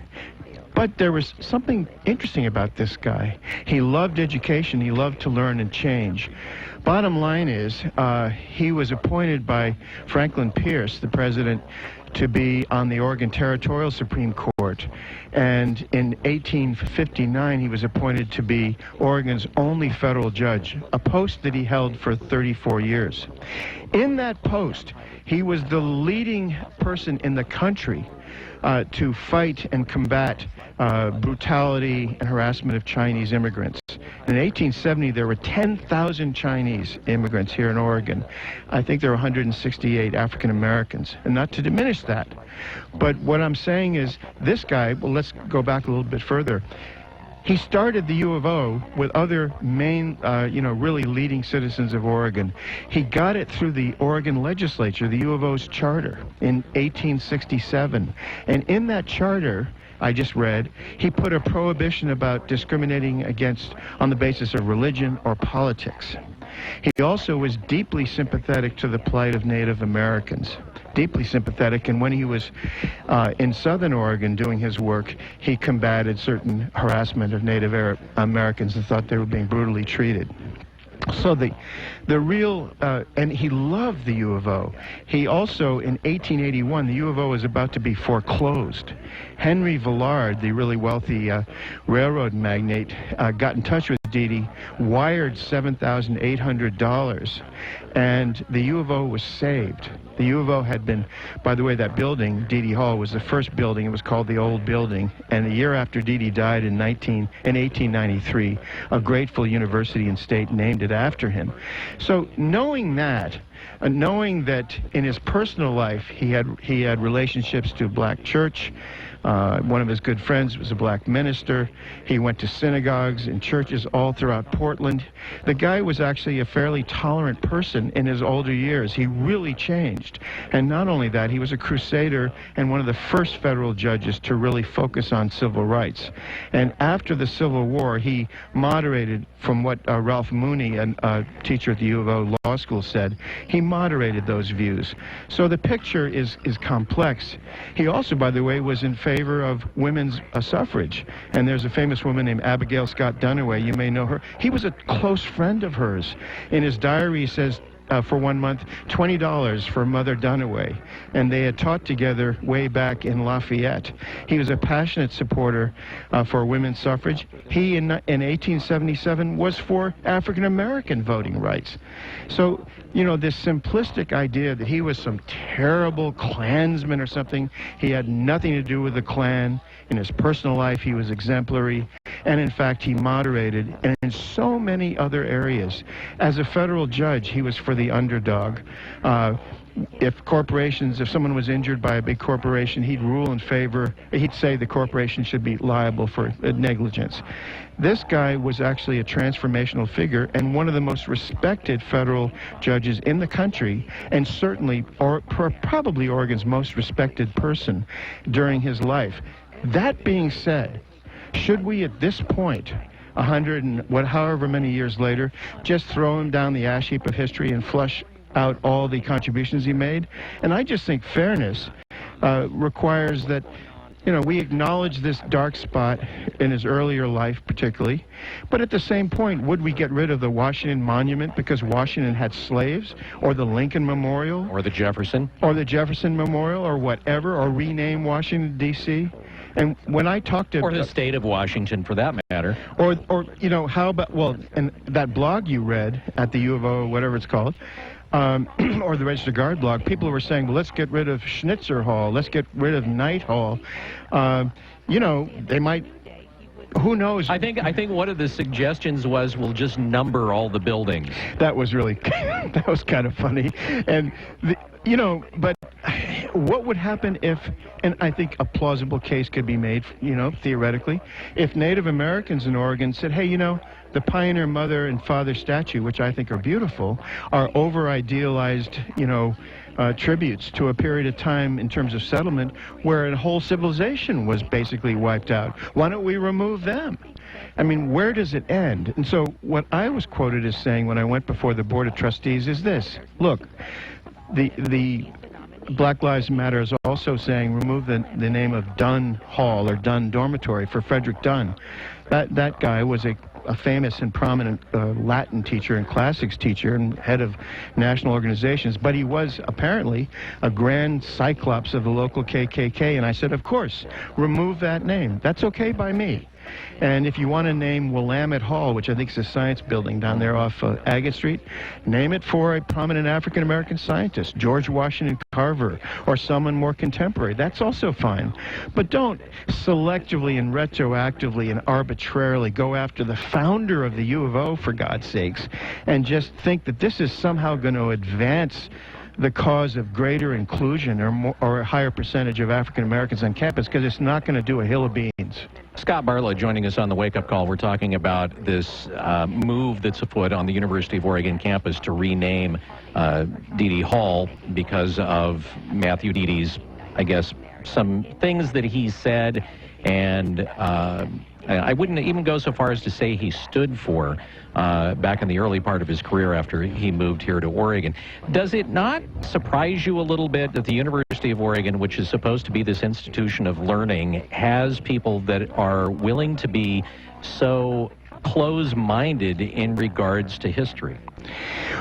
It doesn't surprise me because I have to admit, when I was a student at the U of O in 65, 66, and 67, I would be embarrassed by some of the absolute hyperbolic terms I used during the anti-war protests and fascism, et cetera, et cetera.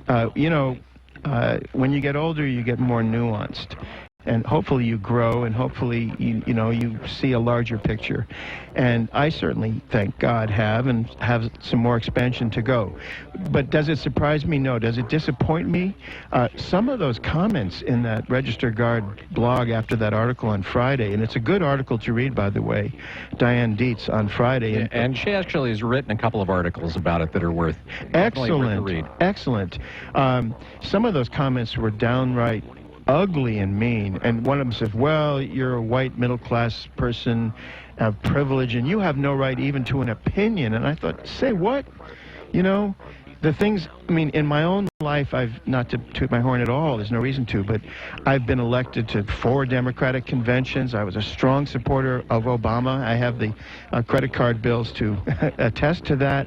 I was elected twice to the Electoral College of the United States. So, I've kind of walked my talk in a way, and to have some sweet young person who wants to strike a blow for all that's good and true in the world, to be intolerant and to be vicious and dismissive of any other opinion but his or hers, to me is not exactly a reflection of the highest level of cultivation at the U of O. Have you heard from the president of the University of Oregon? No, I haven't. He was there, though, I think, listening.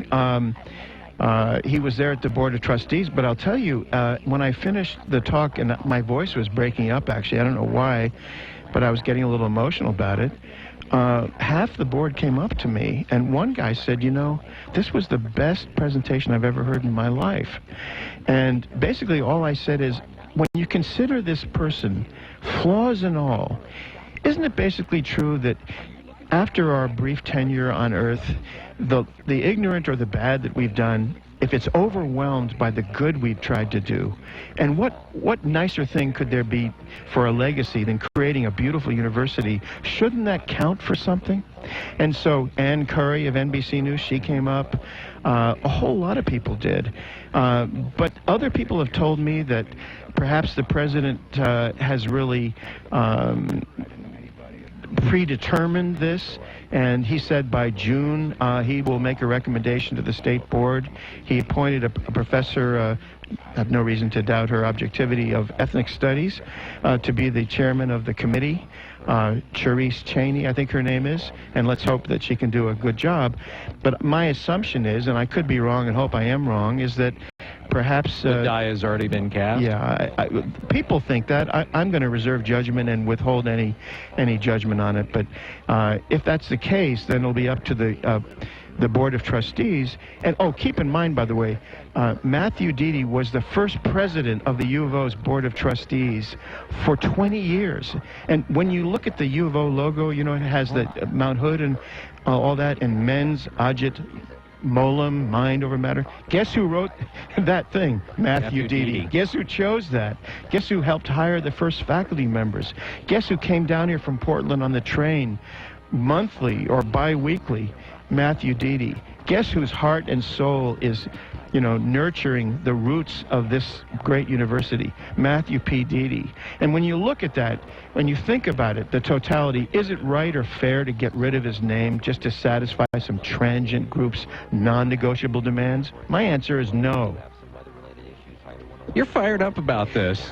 You are. You're fired up about this. I just don't like bullies, frankly. I don't like bullies. I never have, and I never will, and I don't care where they come from. And I think that, I just think that we really need to focus on the truth of the matter. And I remember William Butler Yeats, that Irish poet, who said, education isn't just the filling of a pail, it's the lighting of a fire. And that fire should include a passion for truth. And I see that a passion for truth is somehow missing in the blind and intolerant advocacy for removing this guy's name. Scott Bartlett joining us on the Wake Up Call. Unfortunately, we're up against the clock. Scott, pleasure having you on the show. I'm sure this topic is going to be coming up again and again and again, and we'll make sure to reach out to you. I'd love to come, and I hope people would communicate with Michael Schill, the president of the U of O, and Mr. Was it Lillis? Mm-hmm. He's the president of the Board of Trustees. He came up. He was very nice. But the people have to speak. If you care about this, speak up. All right, 758 News Radio, 1120 KPNW. Looking for a new utility vehicle experience? Now during the Power to Do Great Things sales event, get a Kubota RTVX, the best-selling diesel utility vehicle in the industry. They've earned their place by being durable and reliable. Now get a new RTVX series for 0 down and 0% APR financing for 4 years. And for a limited time, get great customer instant rebates. Now through December 31st, 2015, call toll-free 1-888-465-8268 for details about cost and terms. See Mid-Valley Tractor, locally owned for 30 years, just a mile and a half past the Beltline on Highway 99. Do you ever get a little jealous of those cyclists cruising by? Wish you could be back on a bike? Well, with Eugene Electric Bicycles, you can. Our e-bikes are just like traditional bicycles, but when you need that little extra push to get up a hill or keep up with your partner, you just engage the power and zoom. Come test ride one of our electric bicycles on our traffic-free route to the River Trail and rediscover the joy of cycling. Eugene Electric Bicycles, across from Fifth Street Market, next to St. Vinny's. Zoom! News Radio 1120 KPNW, Eugene, Springfield, USA. Fox News Radio, I'm Dave Anthony. The San Bernardino mass killers were radicals before they were lovers, chatting online. As early as the end of 2013, they were talking to each other about jihad and martyrdom before they became engaged and then married and lived together in the United States. FBI Director James Comey also tells the Senate hearing Saeed Farouk and Tashfeen Malik were inspired by foreign terrorist organizations. Defense Secretary Ash Carter admits the U.S. has not contained Islamic State terrorists. However, we are building momentum against ISIL. Carter, at a different Senate hearing this morning, also says the United States is prepared to assist the Iraqi army with additional unique capabilities to help them finish the job, including attack helicopters and accompanying advisors. Republican Senator Chuck Grassley has his doubts. The American people are very worried, not just about terrorism, but about our president's inability or unwillingness to rally the country. Facing more protests over police actions, Chicago's mayor is addressing the city council this morning. Fox's Jeff Manasso live in Chicago. Dave, Mayor Rahm Emanuel addressing the city in the wake of the Justice Department's probe into police practices here, saying he takes responsibility for the problems within the police department, the mistrust, and for the police shooting death of Laquan McDonald. All of us must set a higher standard of behavior for our children and help them understand that people can work out their problems responsibly and fairly with mutual respect. Mayor Emanuel also saying that change must come from within the black community, where gun violence is normalized and where murders have become an epidemic. Dave. Jeff in Baltimore, William Porter starting to present his defense. He's the first of 6 police officers on trial for manslaughter in Freddie Gray's death in custody earlier this year. On Wall Street, stocks are rallying today. The Dow's up 141 points. Fox News Radio, fair and balanced. No matter what vehicle you have, you can trust Batteries Plus Bulbs to have the exact battery you need. Visit Batteries Plus Bulbs in Eugene and now open in Corvallis on 9th Street next to the grocery outlet. Batteries Plus Bulbs. Trust the plus. Did you know 26 million Americans have kidney disease and most don't know it? The day I was diagnosed, I didn't know what to do. I called the National Kidney Foundation, and the young lady who answered stayed on the phone with me and walked me through step by step. She too was surviving kidney disease, and she showed me there could be life after kidney disease. Visit the National Kidney Foundation at kidney.org. Now you know. Countless victims of human trafficking walk among us, invisible until now. The Blue Campaign provides a unified voice for those who work to combat human trafficking. It's time to open our eyes. Learn what you can do by visiting dhs.gov/Blue Campaign. Amid all the calls for new gun control from President Obama and other Democrats following the San Bernardino mass shooting, a lot of Americans are out buying guns. They noticed what happened out in California, and they don't want that to happen to them. They come in here with the intention of buying a gun so that they won't end up a victim. Jason Colazzo runs a gun shop in Tampa, seeing a spike in sales, and that is happening nationwide. At the current rate, Americans will buy more than 21 million guns this year. That's a record 57,000 guns a day, fueled by the president's rhetoric and incidents like San Bernardino and the shooting 2 weeks ago in Colorado Springs. On Black Friday alone, background checks synonymous with gun sales hit 185,000. That is a new record. Fox's William Lajeunesse. They've identified the third terrorist involved in the attack at a concert hall during last month's Paris carnage. Fox's Simon Owen live in our European bureau. Dave, as investigations continue, the French Prime Minister confirming all three of the gunmen who stormed a rock concert have now been identified. The latest is Fouad Mohamed Agad, aged 23, and like the other two attackers, he was French. He'd also spent time in Syria. It's thought he was identified after his mother received a text message saying her son was dead, and she provided a DNA sample. Two of the concert hall attackers blew themselves up. One was shot dead by police. The trio killed around 90 people. Dave? Simon, the rain keeps falling in the Pacific Northwest, so people like this woman in Sultan, Washington are ready for more floods. They just keep coming, and it doesn't seem to want to retreat and give anybody a break. Just as they're ready to move back into their houses, the floodwaters come. In Oregon, landslides and high water have closed parts of many state highways. Time magazine's out with its Person of the Year, German Chancellor Angela Merkel, praised by the magazine for her leadership on everything from Syrian refugees to the Greek debt crisis. I'm Dave Anthony, Fox News Radio.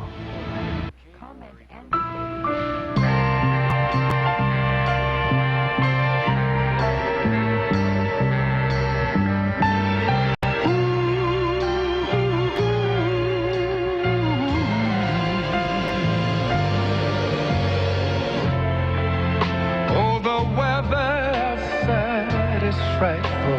This is my form of the radio dance to wish for more snow. Talking about 8 inches. We could use a winter this year, this go around. It's 11:20 KPNW. Welcome in. Morning showers tapering off, but then you still got the wind and clouds. 8 to 13 miles per hour with gusts up to 20. Temperatures dipping at about 5 o'clock, and more heavy rain coming up tonight. So we are right in the middle. Stormage. 2015, 54 degrees. Just talking to Scott Bartlett about the renaming or the campaign that's underfoot right now to get Didi Hall renamed. And you sit there and you go, you know, if you are coming here from a different country, I mean, think about when you go elsewhere and you been to Australia, went to Germany, and you go to Jamaica, wherever you've been. Part of the fun, I would think, was going to discover the history and find out about that part of the world that you've never been to. Fast forward to, I was going to say 10 years, maybe not even 10 years, maybe 5 years from now, when people come over here, and granted our history is a little abbreviated, not extensive, but people coming here to kind of find out what this country is all about.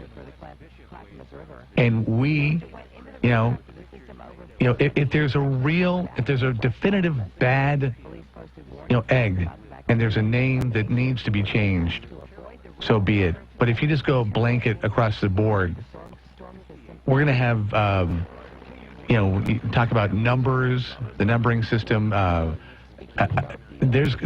history is going to be gone, and it's daily kind of being whittled away.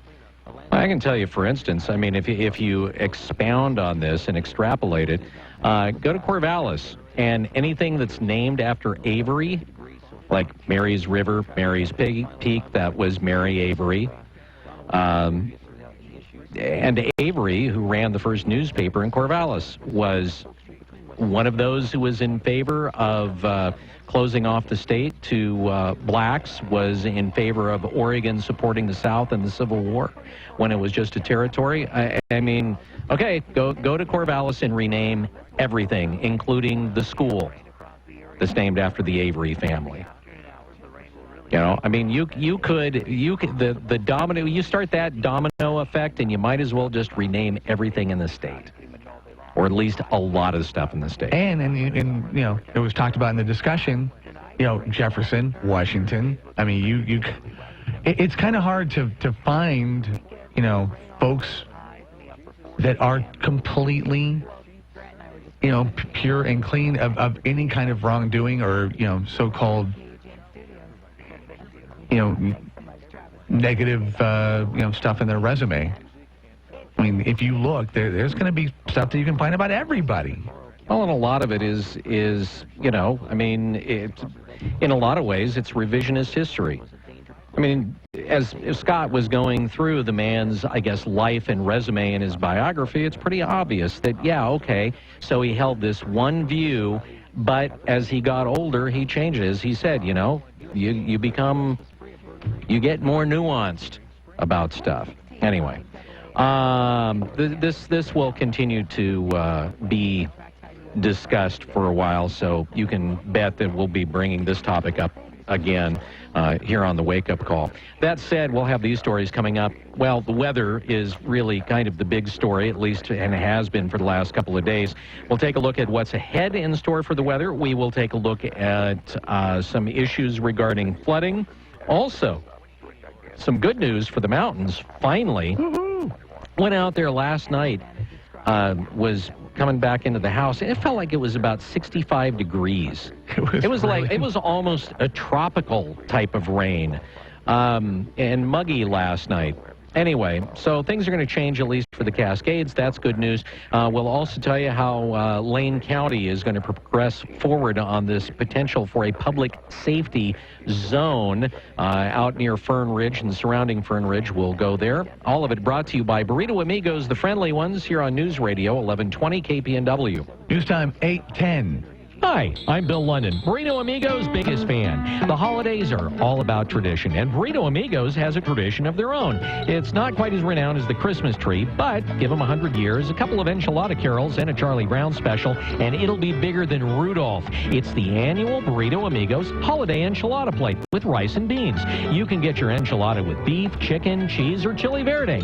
Bill London, taste test aside, the chili verde has a nice little jalapeno bite to it. It's really tasty. Burrito Amigos has offered the Holiday Enchilada Special for 20 years, and it's only $7.75. The Holiday Enchilada Plate Special runs till December 31st. So after you're done holiday shopping, or before, make Burrito Amigos your stop. Consider it your chance to forward a tasty holiday tradition to your ancestors, like mistletoe and Ralphie beating up Scut Farkas. And don't forget, a great stocking stuffer is a Burrito Amigos gift certificate. Give the gift of burrito-y goodness. I made that up. Burrito Amigos in Eugene and Springfield. Built for business. Comcast Business is offering 25 megabits per second internet from $69.95 a month. That means if you're still using slow DSL from the phone company, you have a decision to make. Do you switch to Comcast Business and get more speed for faster downloads, or stick with slow DSL and watch your business stutter from slow speeds? Do you get internet that stays fast when other people are online, or keep using slow DSL and have your employees struggle with lag time? The choice is yours.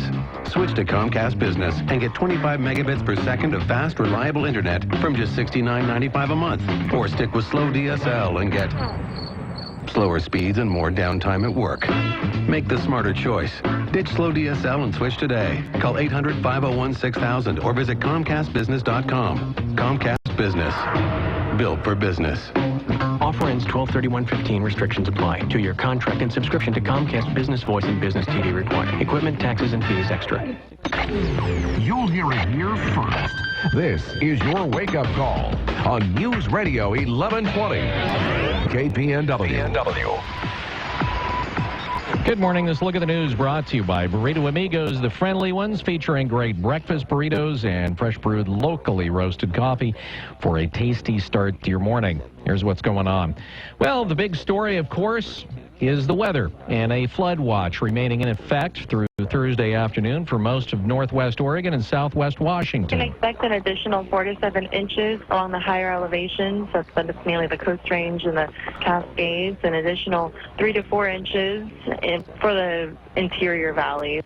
Leanna Brackett with the National Weather Service says while the Willamette isn't expected to reach flood stage, a number of smaller rivers like the Marys River in Corvallis and the Lucky Amute are expected to spill out of their banks. With a heavy dose of rain throughout the week going into the weekend, Lane County needs to prepare for the potentiality of a little bit of flooding. That would also be the case even for downtown Eugene. Jefferson Street is a good example. There's just more water than the pipe can handle at that particular moment, and it does cause some localized flooding at some of the cross streets on upper parts of Jefferson.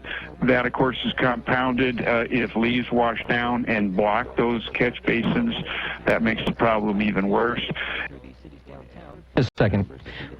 In the downtown area, some of the flat areas where there are big old trees, lots of leaves, and for whatever reason, more leaves in the street, that again can certainly cause some flooding in those areas.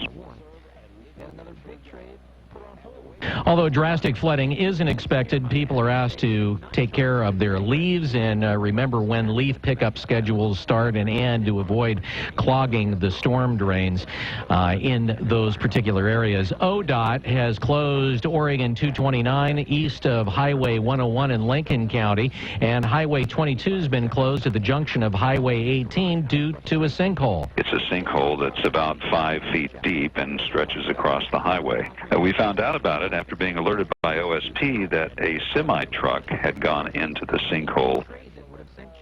Rick Little with ODOT says ODOT engineers have been looking at that particular hole to find the best way to get it fixed in a short time.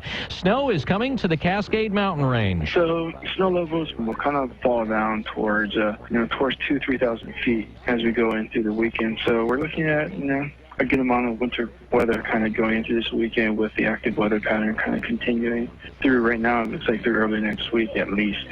With that being said, we could see a decent amount of snow kind of coming to the Cascade starting late Thursday through the weekend to early next week.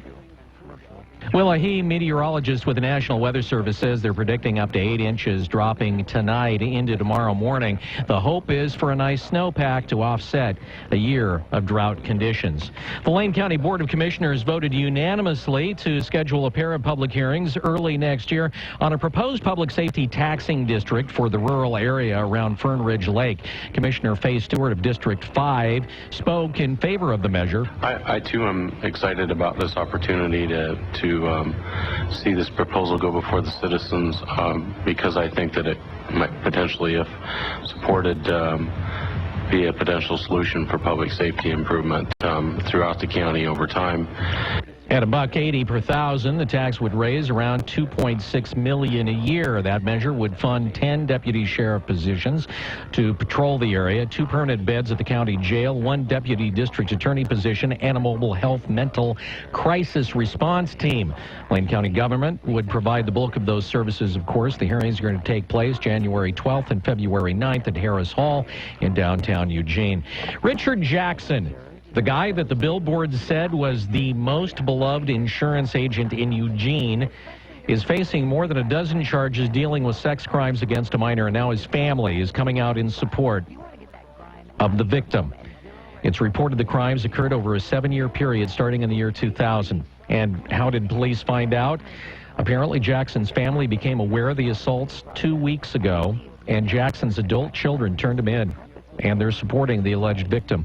The oldest son of Jackson posted this message on Facebook, and it says, quote, "When my siblings faced this choice, it was incredibly difficult. We chose the truth. We chose to not be ashamed and to show ourselves and our children that the truth is the only way to preserve integrity, to gain healing, and to protect the weakest amongst us. The cost to declare the truth has been high. We've lost our father and friend. We've dirtied our own name, and many in our family are broken by facts which we could have kept secret." All right. Cover Oregon? Could it be back? I'll sing for the place that my Well, it may, courtesy of a new user fee from the federal government. Because of that, Oregon may switch back to trying to run its own health insurance marketplace. The U.S. Department of Health and Human Services proposed a 1.5% user fee for the next year, ramping up to 3% after that. According to the Department of Consumer and Business Services, the fee is charged on premiums for state-based marketplaces that use the federal platform, like Oregon. 3% would double the fees for Oregon carriers who have already been losing money selling individual plans on the exchange. That's because the state currently charges carriers about $10 per member per month, which works out to 2.9% of the premiums paid on medical plans. Now, if you recall, Oregon wasted $305 million trying to come up with its own online marketplace that never enrolled a single person, but they did leave us with this catchy little tune. every daughter and son. In this go-around, the state is looking at using systems off the shelf instead of trying to create its own, something that they actually could have done originally, but decided not to do because we're too good at it here. The staff at the Department of Consumer and Business Services will make recommendations to the legislature in February, which may or may not decide to give up on the federal site. Oh, and by the way, just in case you wanted to know, and as kind of a side note, the state has already spent $6.5 million in litigation with Oracle. An Oregon senator is speaking out against Donald Trump's statement that Muslims shouldn't be allowed into the United States. Brad Ford has that story. Oregon Senator Ron Wyden pulled no punches when responding to Trump's statement that immigrant Muslims shouldn't be allowed into the country. Outlandish statement insults our treasured American value of welcoming refugees from violent oppression and terror. Wyden says his family migrated to the U.S. to avoid oppression. As a child of parents who fled Nazi Germany as refugees, I fully appreciate both the embrace this country provided my family and the perils of failing to confront hateful speech when it arises. Wyden says the U.S. needs to make sure the refugee screening process is as strong as possible. Brad Ford, KPNW. A wild duck found last month in Morrow County has tested positive for Eurasian bird flu, but the U.S. Department of Agriculture was not able to determine whether the strain was a danger to poultry. Oregon Department of Fish and Wildlife veterinarian Colin Gillen says the preliminary test from the hunter shot mallard collected November 7th caused concern. The duck would have been the first confirmed case of the highly pathogenic bird flu in the country since July. The USDA declared the U.S. free of bird flu November 18th. Oops. There's dozens of bird flu strains. The strains that killed millions of birds last winter and spring were H5N8, a Eurasian virus, and H5N2, a mix of Eurasian and North American strains. Well, Oregon's fleet of commercial crabbing boats remain in harbor. Brad Ford says the ocean is rough, but that's not really what the problem is. Oregon's commercial crabbing season along the entire coast is on hold because of high levels of toxic domoic acid. There's still concerns that potentially those are increasing. Kelly Corbett with the Oregon Department of Fish and Wildlife says that while toxin levels are below the standards, the increasing numbers on the southern Oregon coast is a concern. They'll test that again soon. We are just waiting for a weather window to be able to get out, for those boats to get out and get crab to be tested. Crabbers and Oregon Fish and Wildlife want to make sure the toxin levels remain in a safe range before starting the harvest. Domoic acid can cause neurological problems in people even if the crab is cooked. I'm Brad Ford, KPNW. And finally, it's the Christmas season. Yes, we uttered the word Christmas. Anyway, it's definitely time to get out there and get your Christmas tree. Stephen Hawshaw with Travelane County says that if that's what you want to do, then maybe you want to go out to the Willamette National Forest and forage for your own evergreen this season. You can do that courtesy of the Eugene Cascades and Coast Adventure Center. We've got tree cutting permits for the Forest Service here available for $5 a tag. We also have like snow park permits and other kinds of permits there for folks to kind of explore and find their own tree. The Adventure Center is located in Springfield, and permit holders can cut one tree up to 12 feet tall on designated areas of Forest Service land. A maximum of 5 permits per household are available. Also, be safe out there, bring the right equipment, and whatever you do, stay warm. It's 8:22. This look at the news brought to you by Burrito Amigos, the friendly ones, here on KPNW. Wake Up Call Sports on News Radio 1120 KPNW. Portland Trailblazers aren't getting blown out of games. They are competitive, but When it comes down to it, they're just what the Cleveland Cavaliers need to rip up a 3-game losing streak. LeBron James scored 33 and helped the Cavs come back from being down 18 points. For the Blazers in the first half, Damian Lillard also with 33. Next up for Portland, Phoenix there on Friday. Golden State Warriors are showing no signs of slowing down the scoring or losing. They're 23-0 after they jocked the Indiana Pacers 131-123. Klay Thompson this time with the hot hand, finishing with 39 points. 29 of those scored in the first half.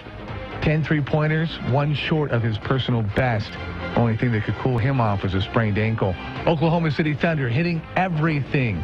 Kevin Durant, 32 points. Russell Westbrook, 13 points, 16 assists. It's all Thunder, 125-88. 125-88 over the Grizzlies. Chicago Cubs agreed to a deal with infield outfielder Ben Zobrist. 4 years worth $56 million with a full no-trade clause for the first 3 years of the contract. Could it be Vernon Adams II, the sequel? Montana State dual threat quarterback Dakota Prukop will visit Eugene this weekend and consider maybe playing for the Ducks in his final year of eligibility. Prukop was on a 5-6 team where he was part of 39 touchdowns, completing 63% of his passes for 3,000 yards, 10 interceptions. TCU and Texas also showing interest. And if you want to see the uniforms that the Oregon Ducks will be donning, Alamo Bowl, the all-white unis can be viewed on our Facebook page, Wake Up Call 1120. Wake Up Call Sports on KPNW, brought to you by Wetlands on Garfield in Eugene, your Westside neighborhood sports headquarters and pub at 824. Your KPNW weather brought to you by Mattress Mania, where the side effect of saving like crazy may cause excessive high-fiving and a permanent smile. Good morning. If you're headed out that door in the next few minutes, you need to take your umbrella. We've seen heavy showers throughout the night, and throughout the morning we are looking at light showers off and on, but we are under an aerial flood watch all the way until Thursday at 4 p.m. Otherwise, right now we've got mostly cloudy skies. Temps are in the upper 40s to low 50s, and we've got strong winds out of the south at 15 to 25, and we've already seen a few gusts up to 35. This afternoon, the mostly cloudy skies will actually become partly cloudy. We may even see a few glimpses of the sun as we'll be between systems. Otherwise, temps look to go into the mid-50s for highs, about 54 here in town, but it won't last long. The next storm system moves in late tonight, bringing heavy showers back to the region. We're also tracking exceptionally dangerous conditions out on the coast. We're seeing waves of 20 to 40 feet high. To give you an idea, that's a 3-story building crashing out on the beach, so make sure you stay off of those and try to stay dry. I'm Chief Meteorologist Chris Nation in the KMTR News Source 16 Weather Center, hoping you have a great day.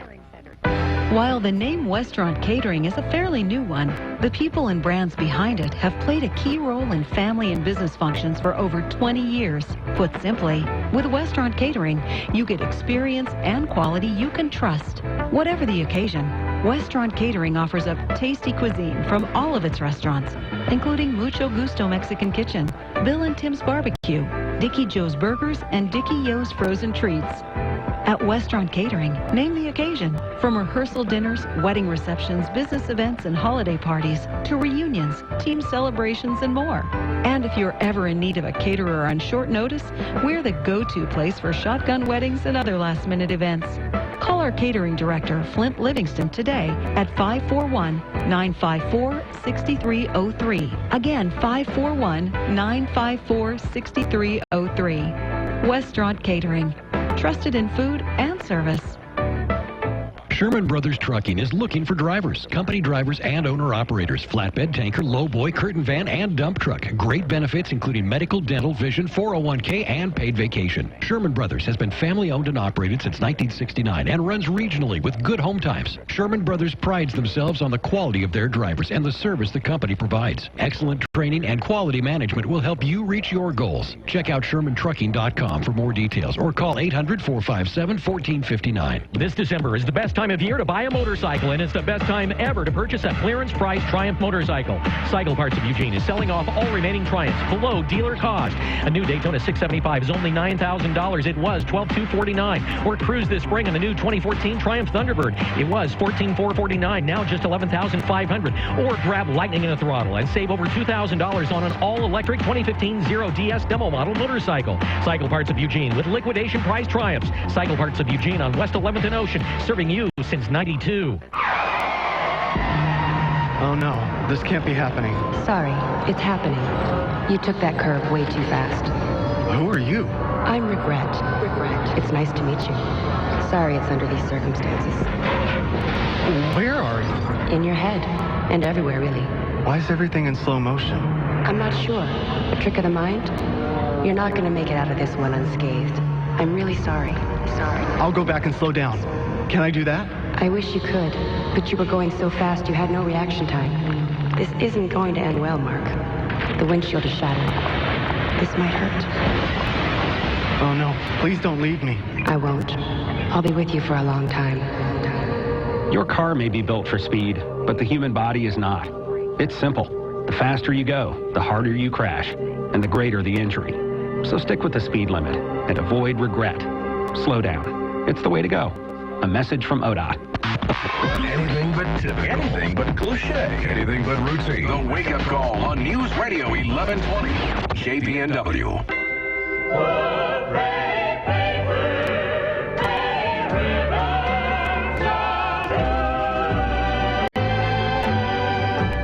Pretty paper. 828. Pretty ribbons of blue. Wet and 53 degrees. Looking at Willamette Pass, it's coming down up there, but it's above freezing. Needs to drop a couple of degrees. By the way, with the exception of maybe one or two of the new contemporary Christmas songs, I think we'll be playing in 20, 30, 40 years. We'll still be playing the classics and maybe one or two of the new ones, but the new Christmas, I mean, a lot of them just aren't good. And I realize it's a great idea, even if your career kind of fizzles after, a couple of hits. You make a good Christmas song, and it could be a moneymaker for a long time. Can I clarify that when you say a new Christmas song, are you talking about actually penning a new Christmas classic or taking an old Christmas song and redoing it a la Michael Bublé, who's, recorded a Christmas album a couple of years ago where he's doing... Yes, what? I'm talking about both those. Some have come up with their own, and some have, covered a classic, and it's still, not so good. All right, hey, we need a couple of contestants. 541-345-1047. We need 2 contestants. It is our 5th day of a Wake Up Call Christmas. We've got brand new Mannheim Steamroller. You think about music, kind of hard to beat Mannheim. And particularly for Christmas music, and this is from their live stuff. So that's kind of cool. Brand new. In fact, I would say you could give it away, but I'm thinking once you... Are you talking about regifting? Here, well, because it's a gift from us. Well, yeah, I guess. Yeah, if you you can do whatever you want with it, but we would hope that you would crack it open and stick it in the CD player and enjoy. You didn't let me finish. All right. When you listen to it, you're going to be like, I'm keeping this for myself. We need 2 contestants, 541-345-1047 or 1-888-KPNW-888. And we're also going to give you some of that really fine cinnamon hot chocolate that goes along with it. From Chip? A container of such. Yes, Chip, the guy behind cinnamon flavor. Oof, so good. It is tasty. Let's meet contestant number 1. You are who? What's your name? Who, me? Oh, my God. Are you serious? I'm trying again. Have you been a part of a contest or ever? Has there been a day of Christmas that you haven't been a part of? No, the last 2 days. I want to take my granddaughter to the Nutcracker. Well, we don't have Nutcracker. Oh, you don't? Okay, well, whatever. Not this go around. No. Whatever. What are we doing today? I turned down my radio. Holy cow. Oh, it's nice to know that you were paying attention. No. Well, I had to turn it down because yesterday I couldn't hear with both of... Okay. You know what I mean? Yeah. All right. This will go well. And also we'll throw in an ugly mug, too. Anyway, so who's our second contestant? 541-485-5769. Find out shortly. There's nobody else listening. I went. I'm just kidding.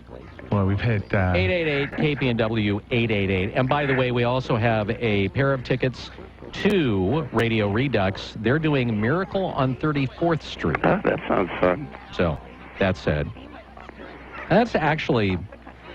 I'm kind of curious how they're going to do that and who gets to play Santa Claus. I bet Fred does.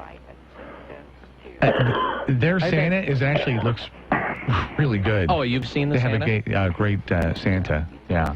All right. KPNW, who are you? Monica. Hi, Monica. How are you doing this morning? Pretty good. Monica, you sound like you're standing across the room from your phone. I'm actually driving. Oh, okay. All right. And you're on your hands-free device, right? Of course. There you go. All right. So, Rob? All right. Take it away. We have the whole situation where you're going to hear a question. When you want to chime in with what you think the answer to be, you chime in with your name. Okay? So, Mike, you say Mike. Okay. Monica, you say Monica. Question, best out of 3 is taking everything under the Christmas tree. Question number 1. What is the name of the Grinch's dog? The Grinch's dog. And 5, 4, 2. Nope, don't know that. Right. Too late. You got it? It was too late. Okay. All right. What was the we're Grinch's looking dog? for Max. Max. Oh, all right. Question number 2. Good question, Rob. How many ghosts visit Ebenezer in a Monica. Monica. 3. Mike. Yeah, Mike, go ahead. 4. 4 is correct.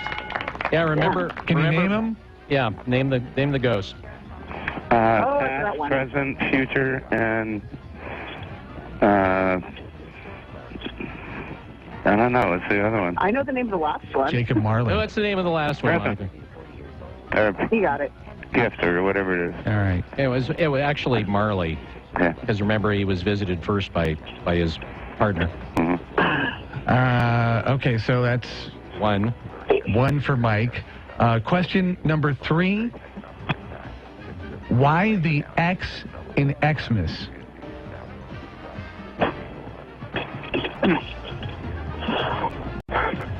Why the X in Xmas?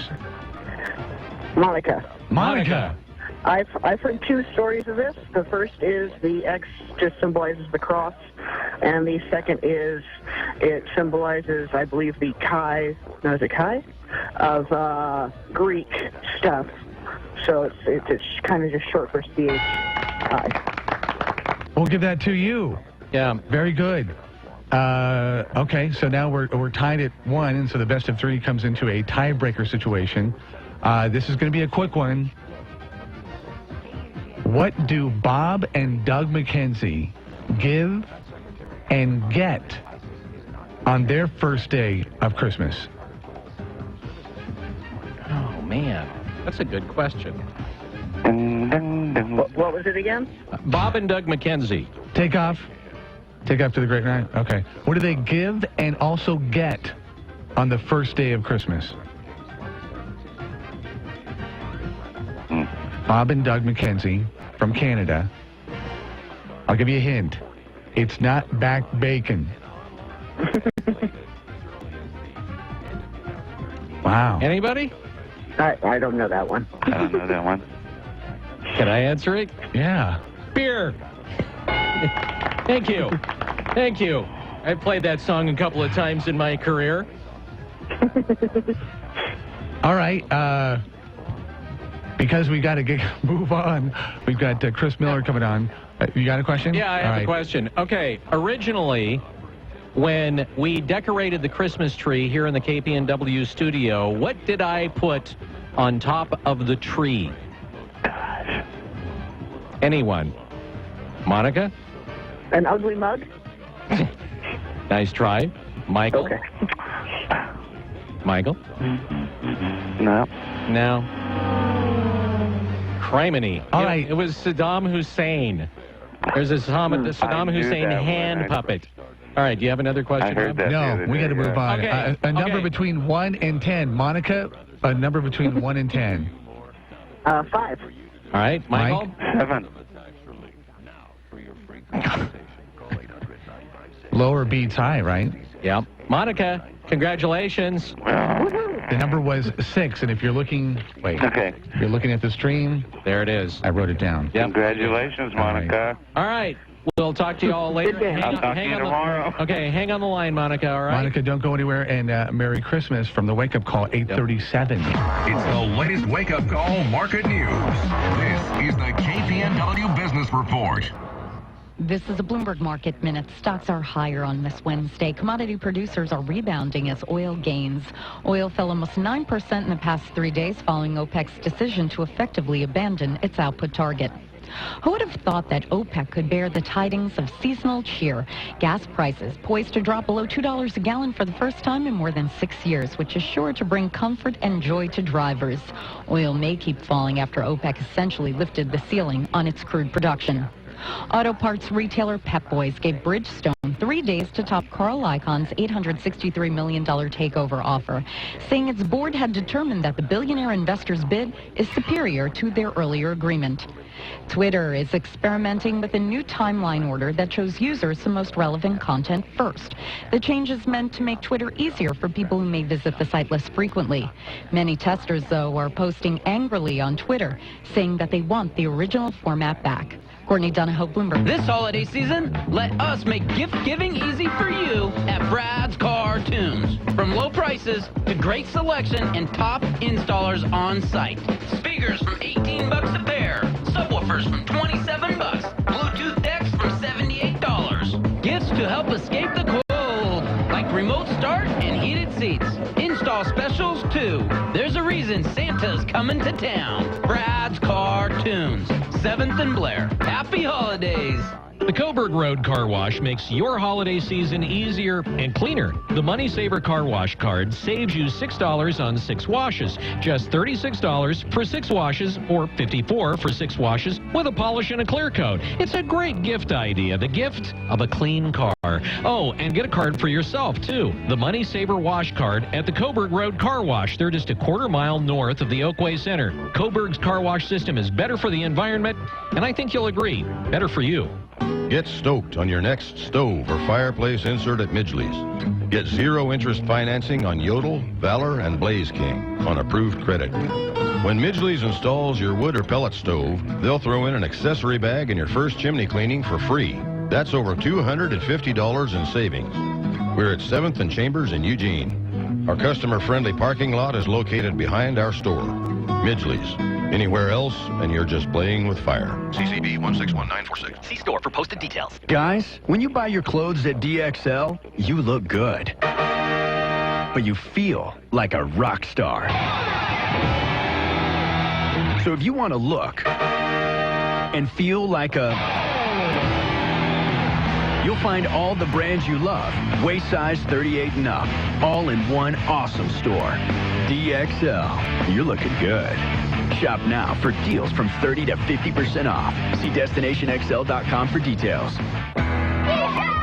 It's not a team without T-shirts. Custom T-shirts from Custom Ink are the easy way to connect any group. Our online design lab makes it simple to create a shirt design that your group will love. Or you can easily upload your own logo. Whether you need one shirt or thousands, Custom Ink can print any size order. And we know you can't wait for your new T-shirts. That's why we offer free shipping, and on-time delivery is guaranteed. Get a free price quote today at customink.com. The research here at St. Jude is very important. It gave my daughter a second chance at life. Because we have donors that believe in what we're doing, we can really move our research forward much faster. St. Jude is working to drive the overall survival rate for childhood cancer to 90% in the next decade. And we won't stop until no child dies from cancer. Because of you. Gracias a ti. Because of you. There is St. Jude. KPNW weather brought to you by Mattress Mania in Albany, Eugene, Springfield, and Corvallis. Save like crazy. Good morning. If you're headed out that door in the next few minutes, you are looking at rain once again today. We've seen heavy showers off and on throughout the night as the cold front's been moving in. Now, throughout most of the morning, we'll actually see light rain as it continues to push inland. Otherwise, temps right now are in the upper 40s to low 50s under mostly cloudy skies. We've got strong winds out of the south at 15 to 25. We've already clocked a few gusts up to 35. Now, this afternoon, believe it or not, mostly cloudy skies will become partly cloudy as we'll be between systems, but highs only go up a couple of degrees from the morning lows. Mid-50s out there with 54 here in town. Now, by late tonight, tonight, the next system starts to roll in, so enjoy those partly cloudy skies while they last, because there's more rain on the way. I'm Chief Meteorologist Chris Nation in the KMTR News Source 16 Weather Center, hoping you have a fantastic day. Holloway in London and the Wake Up Call. News Radio 1120 KPNW.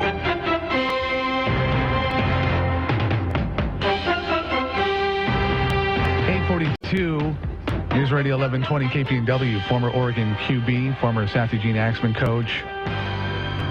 He's been coaching in the NFL now. Now he's West Lynn's coach. Chris Miller joining us hours, really days after his squad played for the 6A state title against Jesuit.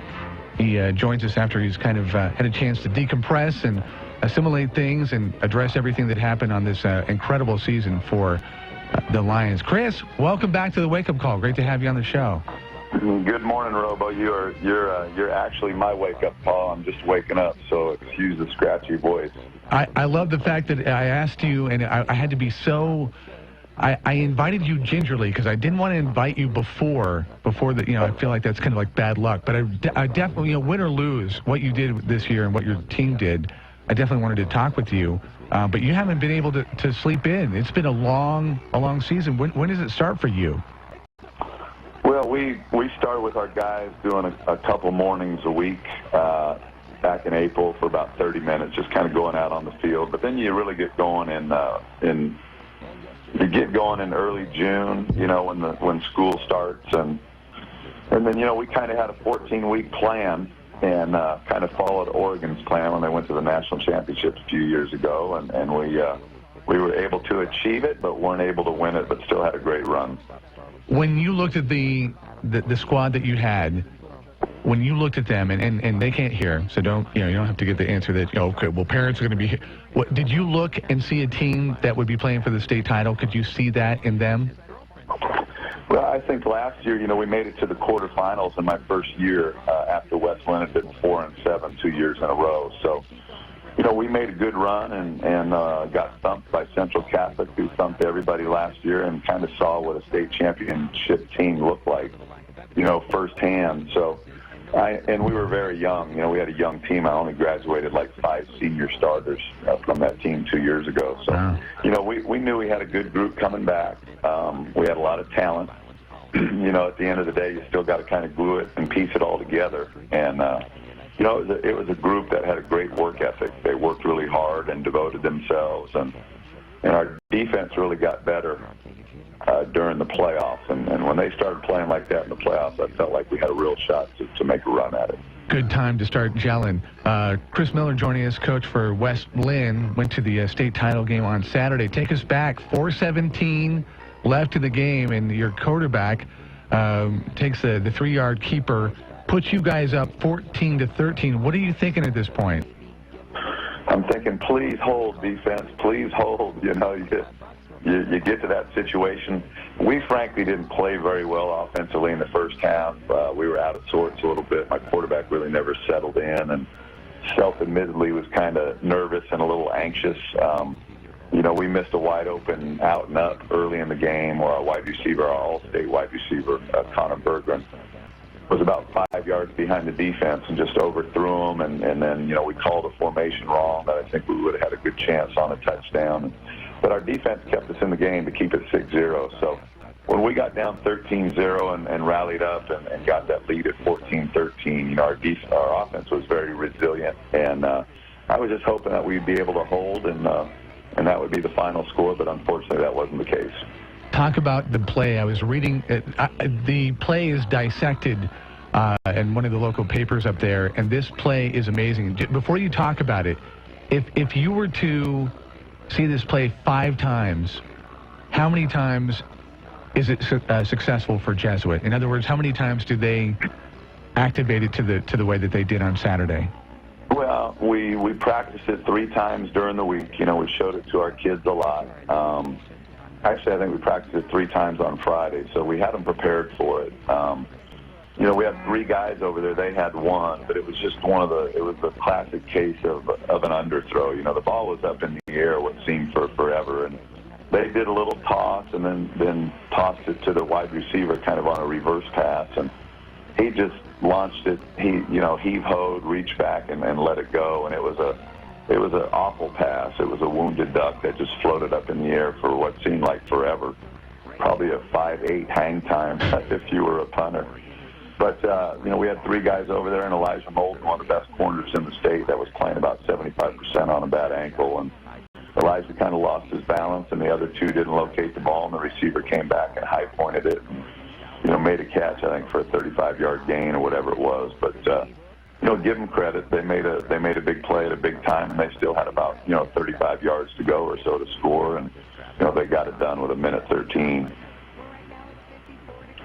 And then, okay, so then with a minute, you already talked about Tawa not being, kind of in his groove. Talk about the last minute as far as your attempt when you got back on offense.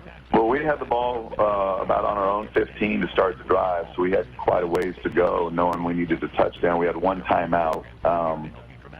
So we made a nice drive. We got it down. We hit Cody Coppage right in the hands, which would have got us down inside the 30.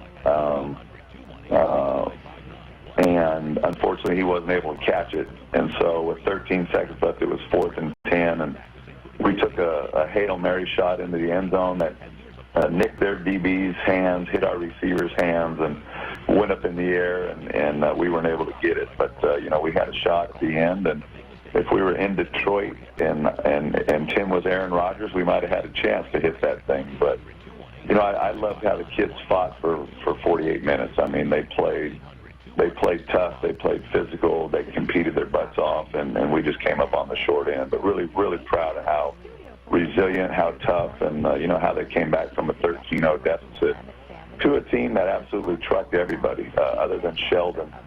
In week 2, when Jesuit beat Sheldon double overtime 61-55, Jesuit just dominated everybody for the most part. So, we had a good chance. And they had 37 seniors on that team. They had a very veteran team. Wow. We had 20 on our squad, and we had a chance. So would have loved to have won that thing, but we lived to fight another day. All right, so you talk about 20 leaving. One of those not leaving is your quarterback. Talk about Tim Tawa, what you've as far as the Chris Miller tutelage, what were some of the things that you've kind of fine-tuned and worked on with him? Well, yeah, I mean, Tim's a great kid. He's a very bright, intelligent. He's got a 4.03 GPA. He was just named Gatorade State Player of the Year for the 2nd year in a row, which is very impressive. He's a perfectionist. He's a very detailed kid. He's up to about 175 pounds, so about 20 pounds heavier than last year, so he's really filled out nicely. And along the way, I wasn't aware of it till a couple weeks ago. He broke the state of Oregon all-time passing yardage record. I think he's about 4,400 yards or somewhere thereabouts. So, he had 50 touchdown passes this season and only 3 interceptions. And, he had a tremendous year, and he's a dual-threat kid that can take off and run. And he had some very talented kids, too. We had Connor Berggren, I think the best wide receiver in the state, 103 catches, over 2,084 yards receiving, 22 touchdowns, had an incredible year. And then he had some other terrific targets as well and a good offensive line. But Tim had a phenomenal year, and I am very grateful that he's coming back next year as well. Yeah, then going to Stanford to play baseball at this point. Not a bad opportunity. A 75% scholarship to Stanford for baseball is an incredible opportunity, and he's got a chance to be a Major League Baseball player, in my opinion. So he's kind of taken the route that Russell Wilson did back in the day, and he's very much a similar player to Russell. Reading about Tim Tawa, we talked about it when he got the Gatorade Award, and I was thinking the story about him needs to get out to people, because I think a lot of people kind of take youth and kind of put them in a box, and especially athletes, and put them in a smaller box, and then you come across somebody like Tim, who's got a great attitude, I'm sure great parents, very smart. You talk about the 4.03, and multi-sport. I mean, this guy kind of is like the perfect kid to get out there and kind of be the spokesperson for people that have kind of thrown it out there for kids saying, they're all the same. Yeah, I agree, Robo. I think one thing about Tim Tawa and a lot of high school kids for that matter, a lot of high schools in general. West Lynn's a great high school. It's very academic oriented. It's very nowadays to get these higher level of graduation accolades, you have to do all these outside curricular activities. So, a lot of our kids do a lot of things with youth, underprivileged kids. We had a football team out, a special needs football team come out and scrimmage and play with our guys one day. And so these kids do a lot outside of high school that I think really makes them well-rounded students and well-rounded people. Very cool. And as you look at your third season, who do you got coming back? You got the experience. You guys are playing in these big games. What do you see next year?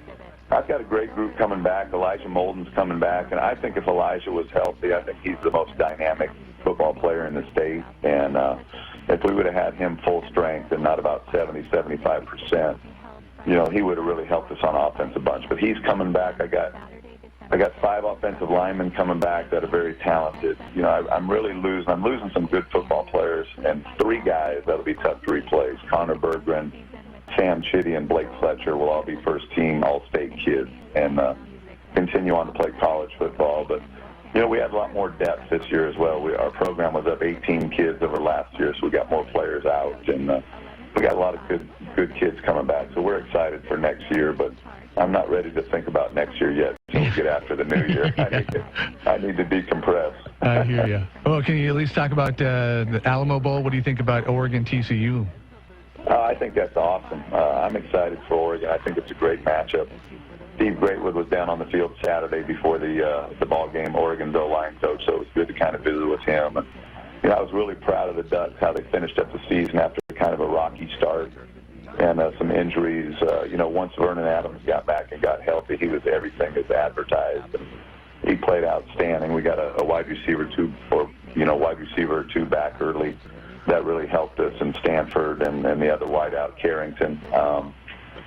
So it was fun to watch the Ducks, and it's going to be a great matchup. TCU's a dynamic, prolific team with a good quarterback in Boykin, and should be a great bowl game for Duck fans to attend and watch. I'm excited for it.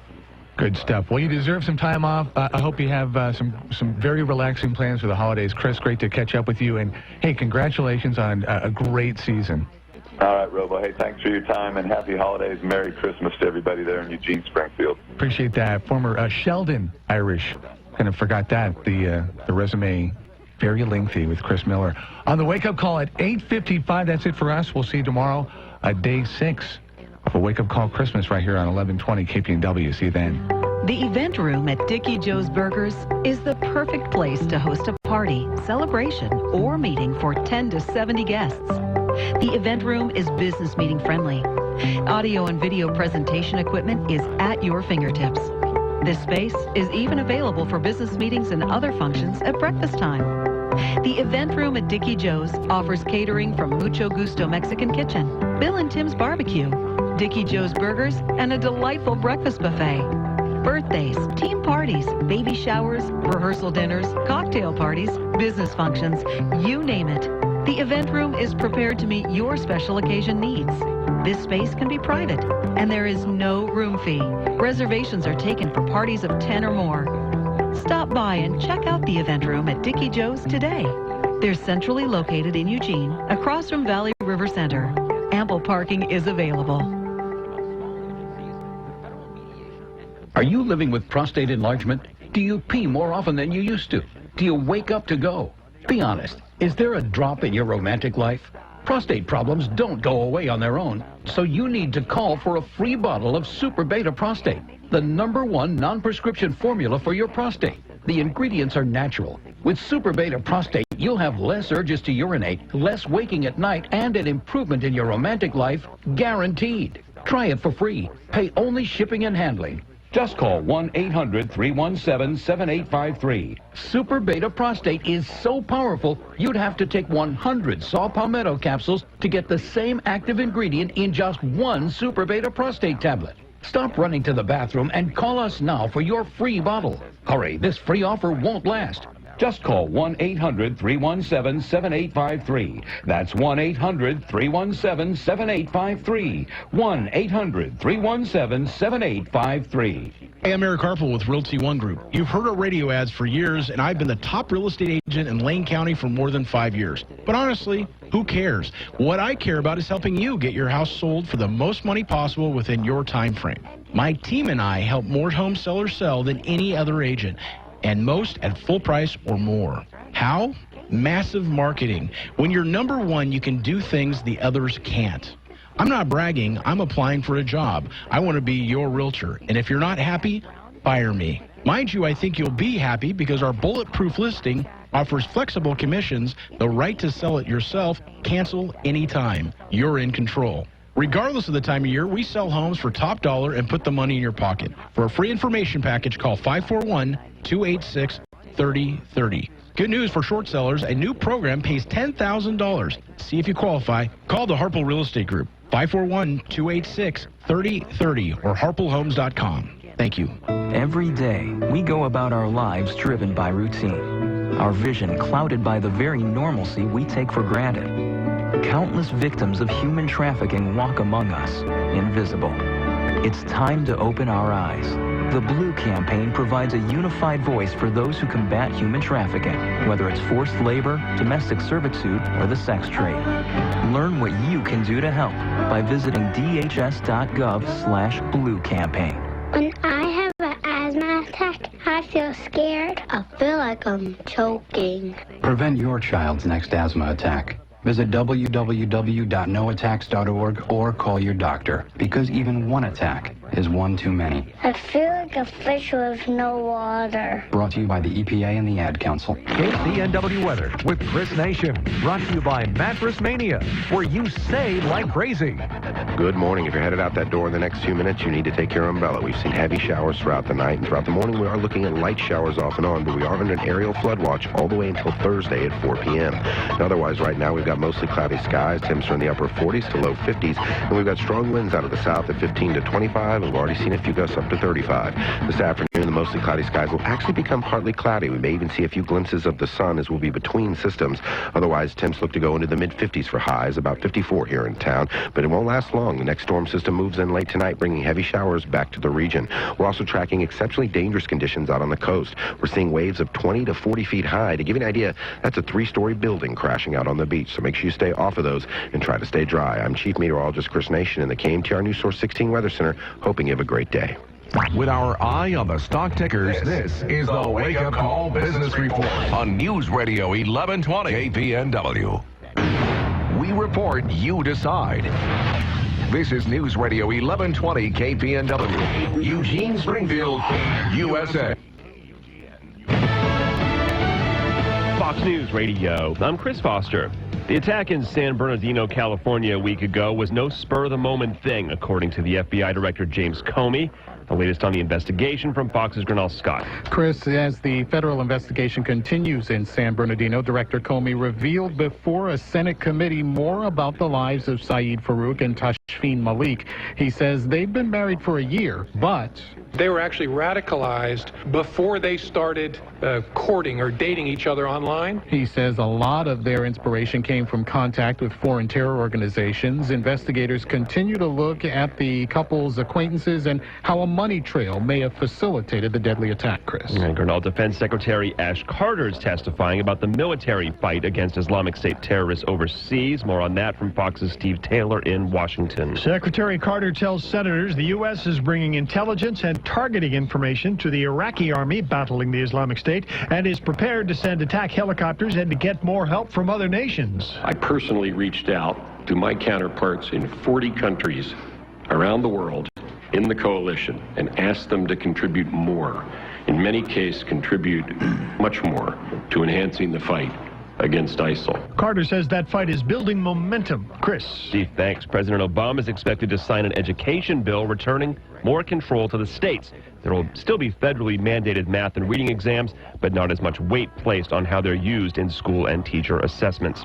Time magazine names German leader Angela Merkel its Person of the Year. She really was tested in how she would respond to some of the most difficult challenges that any leader is facing in the world. Times managing editor Nancy Gibbs on NBC's Today Show. Merkel's been dealing with the Greek debt crisis, the Russians in Ukraine, Syrian refugees, and the threat of terrorism in Europe.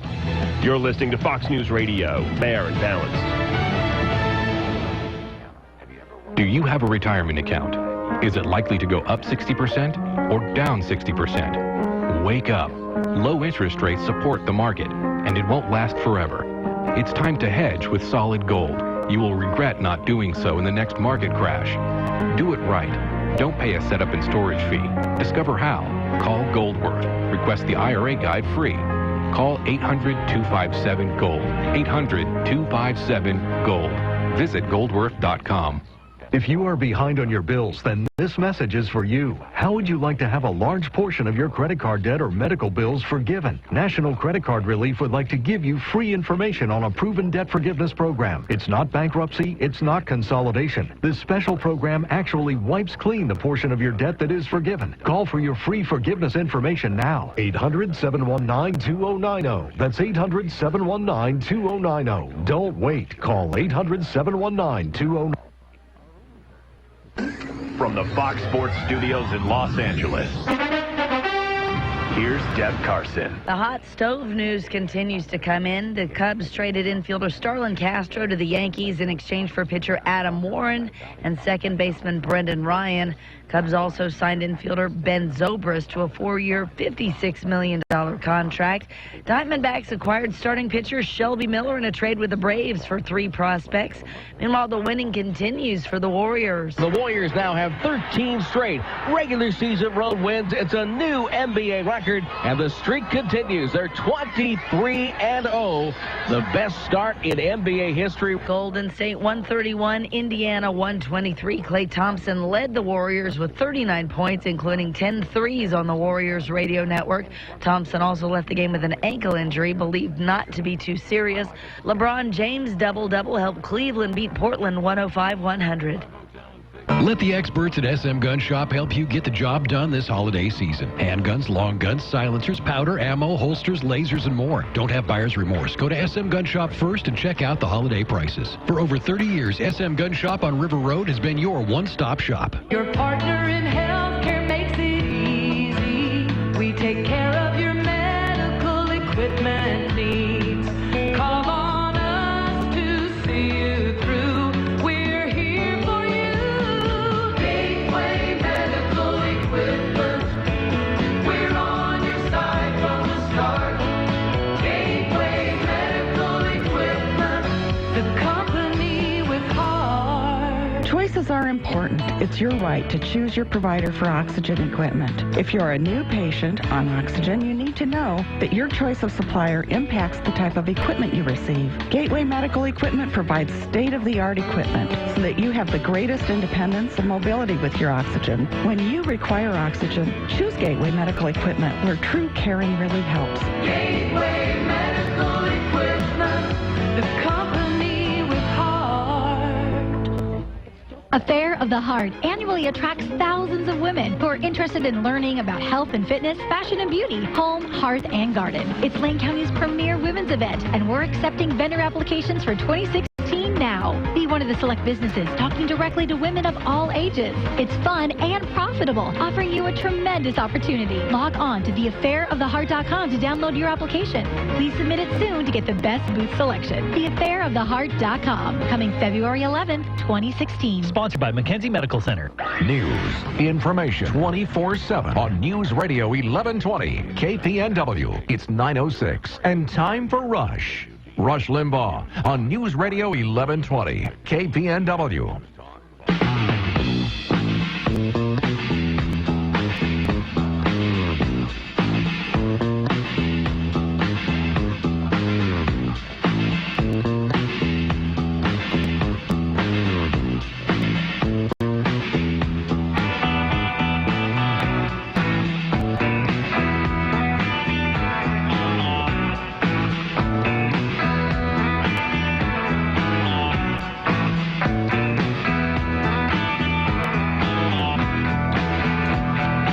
The disconnect, the divide, is even bigger than I thought it was, and I thought I had a handle on it. But I'm telling you, folks, the distance between those, for lack of a better term, govern us in Washington and the majority of us out here, they don't have the slightest idea who we are anymore. I mean, they really, really don't have any idea who we are. It's striking. It's genuinely striking, and they like to tell us that it's us out of touch. And I'm telling you, I have never encountered a more out-of-touch bunch of people who are otherwise, at least reputedly, intelligent and aware and at the top of their game. Anyway, greetings. Great to have you. All that and more explained as the program unfolds before your very eyes. Look at Obama right now up on Capitol Hill. This is the 150th anniversary of the 13th Amendment. What did the 13th Amendment do? Pop quiz. Anybody know? Right, so why is Obama celebrating it? The 13th Amendment abolished slavery. It ended slavery. And why is he up there honoring it? He knows, you know that he doesn't think that we've gotten rid of slavery. The Black Lives Matter crowd doesn't think we've gotten rid of the Civil Rights Coalition still acts like we have slavery in this country. This is blatant hypocrisy what he's doing up here. I'm dead serious about this. Every day of the year, Obama and the Democrat Party act like we've made no progress whatsoever on racial relations, that we're getting worse, in fact, right? And then here he is honoring the 150th anniversary of the 13th Amendment. Which of those two seems the more unrealistic? How can you honor the establishment of the 13th Amendment, which abolished slavery, and then do what Obama does the 364 days of the year? And the Democrat Party. You're looking at me like you can't believe what I'm saying. Well, I'm just telling you, you take a look at whatever happened, Ferguson, Baltimore, you name it. Whenever there is any kind of crime in this country, if African Americans involved, by virtue of the news coverage and the Civil Rights Coalitions to get into gear, now this Black Lives Matter, doesn't appear to me that there are too many people who think we've solved the problem. It doesn't appear to me that too many people in the civil rights community think we've made any progress. Do you? Isn't that the whole point of the civil rights business? Isn't that the whole point of the civil rights industry, is to make sure that the problems never get solved? To abolish the idea we've made any progress? I find this hypocritical. I really do. I mean, here we are. I predicted to everybody when this regime began that race relations in this country would get worse. I predicted that the divide in this country would get worse because there was nothing unifying about Obama or his agenda or any of that. Anyway, I didn't even intend to talk about this. I mean, I didn't even know it was going to happen. I'm just up here. He's happening to do this when the program starts, which I'm sure is also no coincidence. So I thought I was duty-bound to comment on it. Anyway, folks, back to my opening comments, the divide, the distance between those who are supposed to be our betters. And I say that in a sense that you hope to be governed by the brightest people in the country. I mean, that's why you elect them, vote for them. That's why you entrust that they are extraordinary people. And it's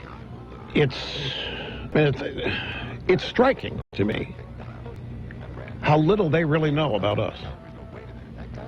It is just striking.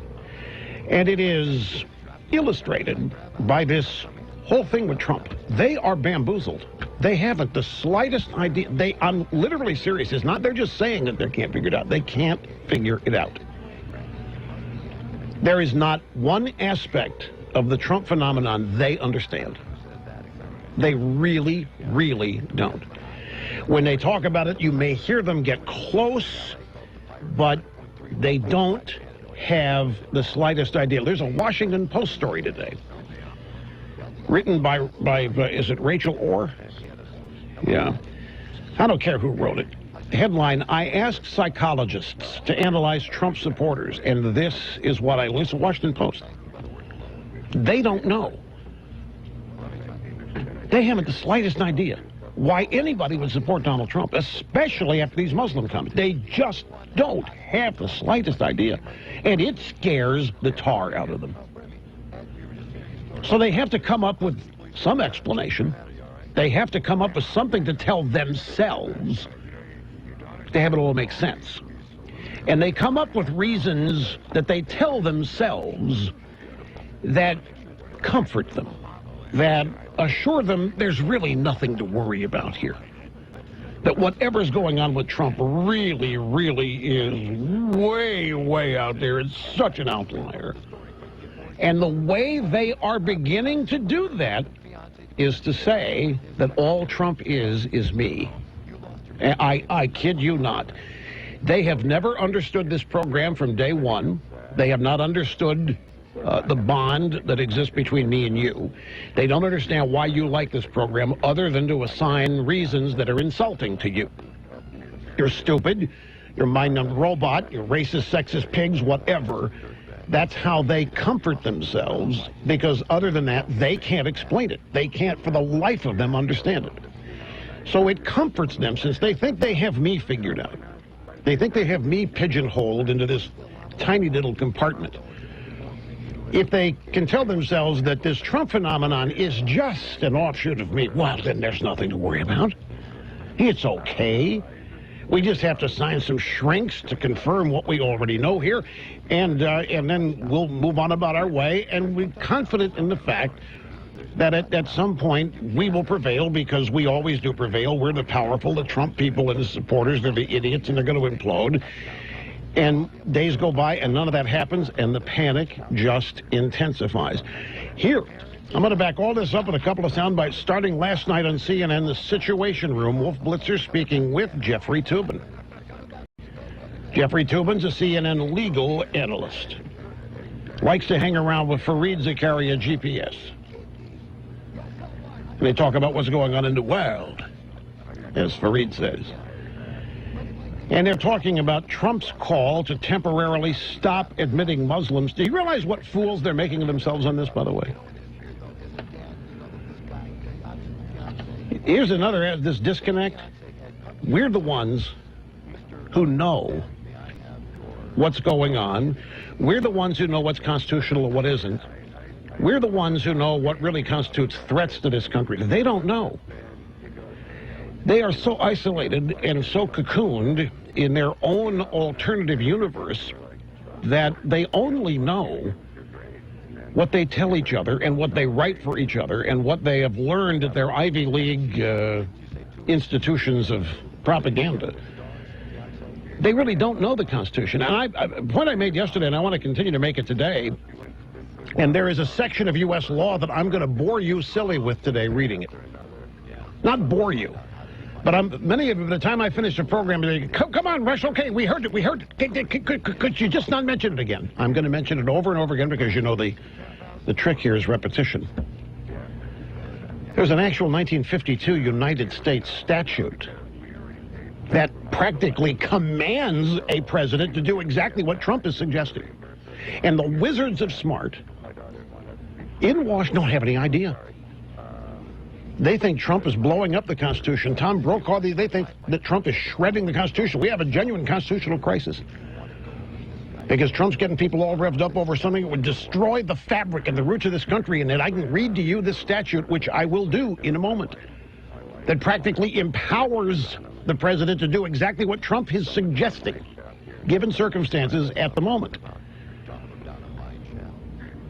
All the way back in 1952, and in fact, it was a statute employed by Jimmy Carter, who kept Iranians out of the country during the Iranian hostage crisis back in 1979. There are so many precedents, meaning we've already done it for Trump's idea, that the wizards are smart, acting like this is extra-constitutional destruction of the Constitution. They don't even know. And it's even worse if they do know and are pretending that they don't. But I think it's that they don't know. I think they're not half as aware and brilliant as they believe they are. It's stunning how not only are they disconnected from us in a huge way. They have no desire to get closer. They have no desire to understand. It's like liberalism has taken over the entire establishment. They have no desire to disprove what they believe, no desire to find out if they're right or wrong, because they can't possibly be wrong. And anything that exists that shows them they're wrong has got to be buried, done away with, destroyed, blown up, or what have you. Anyway, back to Jeffrey Toobin. He's on CNN last night. I'm sorry. Wait a second. Yeah, he's on CNN. I'm on the wrong page for a second. And he's talking to Wolf Blitzer, who said the words the White House used addressing Trump's comments, among other words, morally reprehensible. As support continues, does Trump speak to the base, Jeffrey? He speaks to a lot of people in the Republican Party. There's no sort of mystery secret sauce going on here. If you listen to what he says, it is very similar to what highly rated talk shows say. You know, it's very similar to what Rush Limbaugh says. You know, he is getting a very substantial portion, not a majority, but a very substantial portion of the Republican Party electorate. I don't see anything that is going to happen that's going to change that. You know, we have spent our time talking about, oh, he said a mean thing about John McCain. He said a mean thing about Megyn Kelly. Oh, his support's going to go away. It never goes away because people like him. And they don't understand why. But note the comparison. See, they have to somehow dial this in to something they can explain to themselves. I mean, they're scared to death of Trump and what he's doing. For the exact reasons I mentioned yesterday. They can't touch him.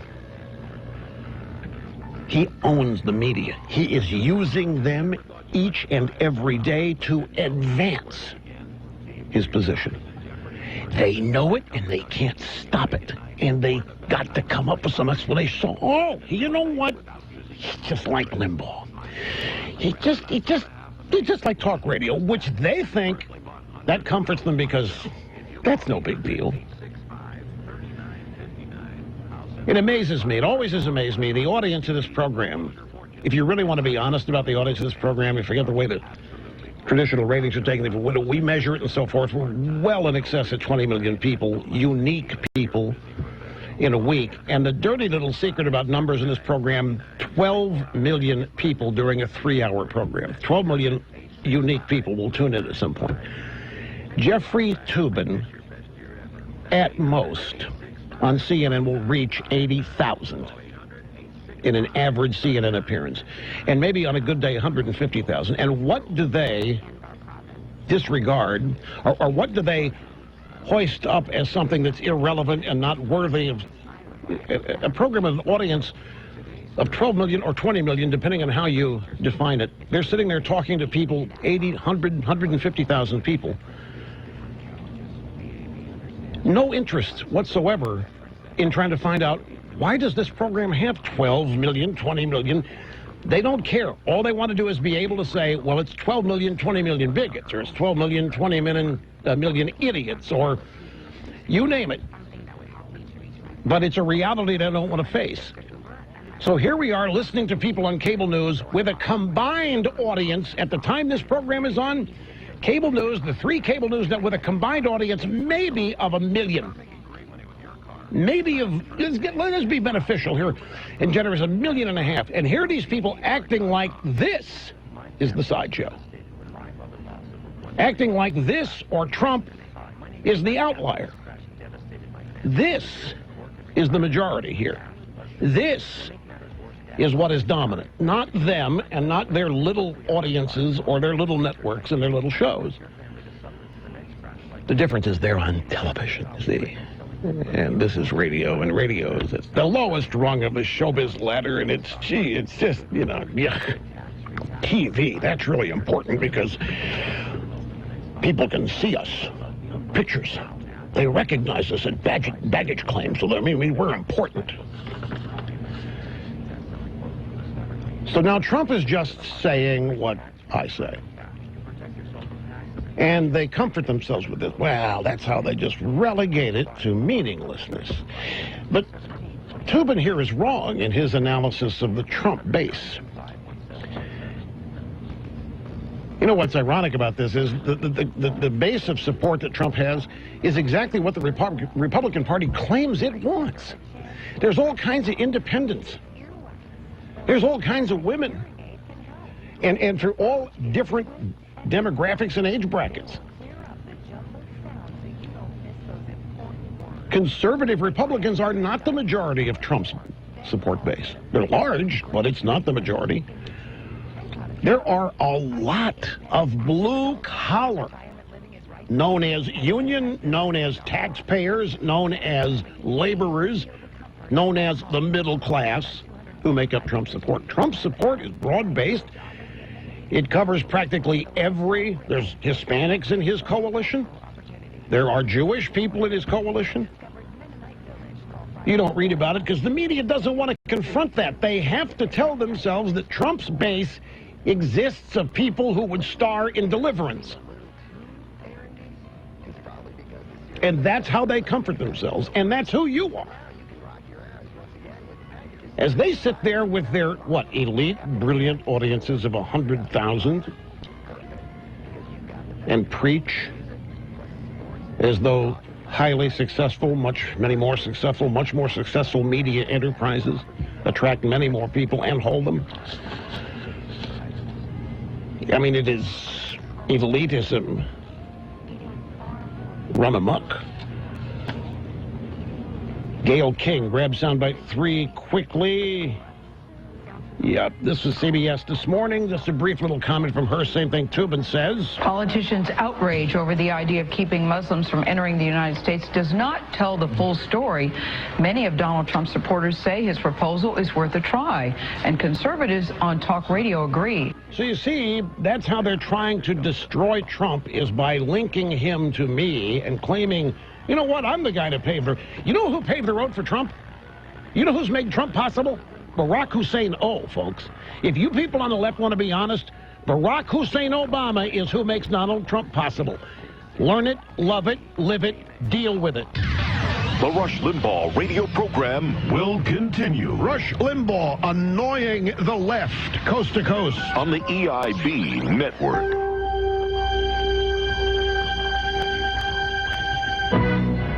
Say, folks, I have the perfect Christmas gift for the critical thinker on your list. It's a book about Winston Churchill, Churchill's Trial. It's by Dr. Larry Arnn, the president of Hillsdale College.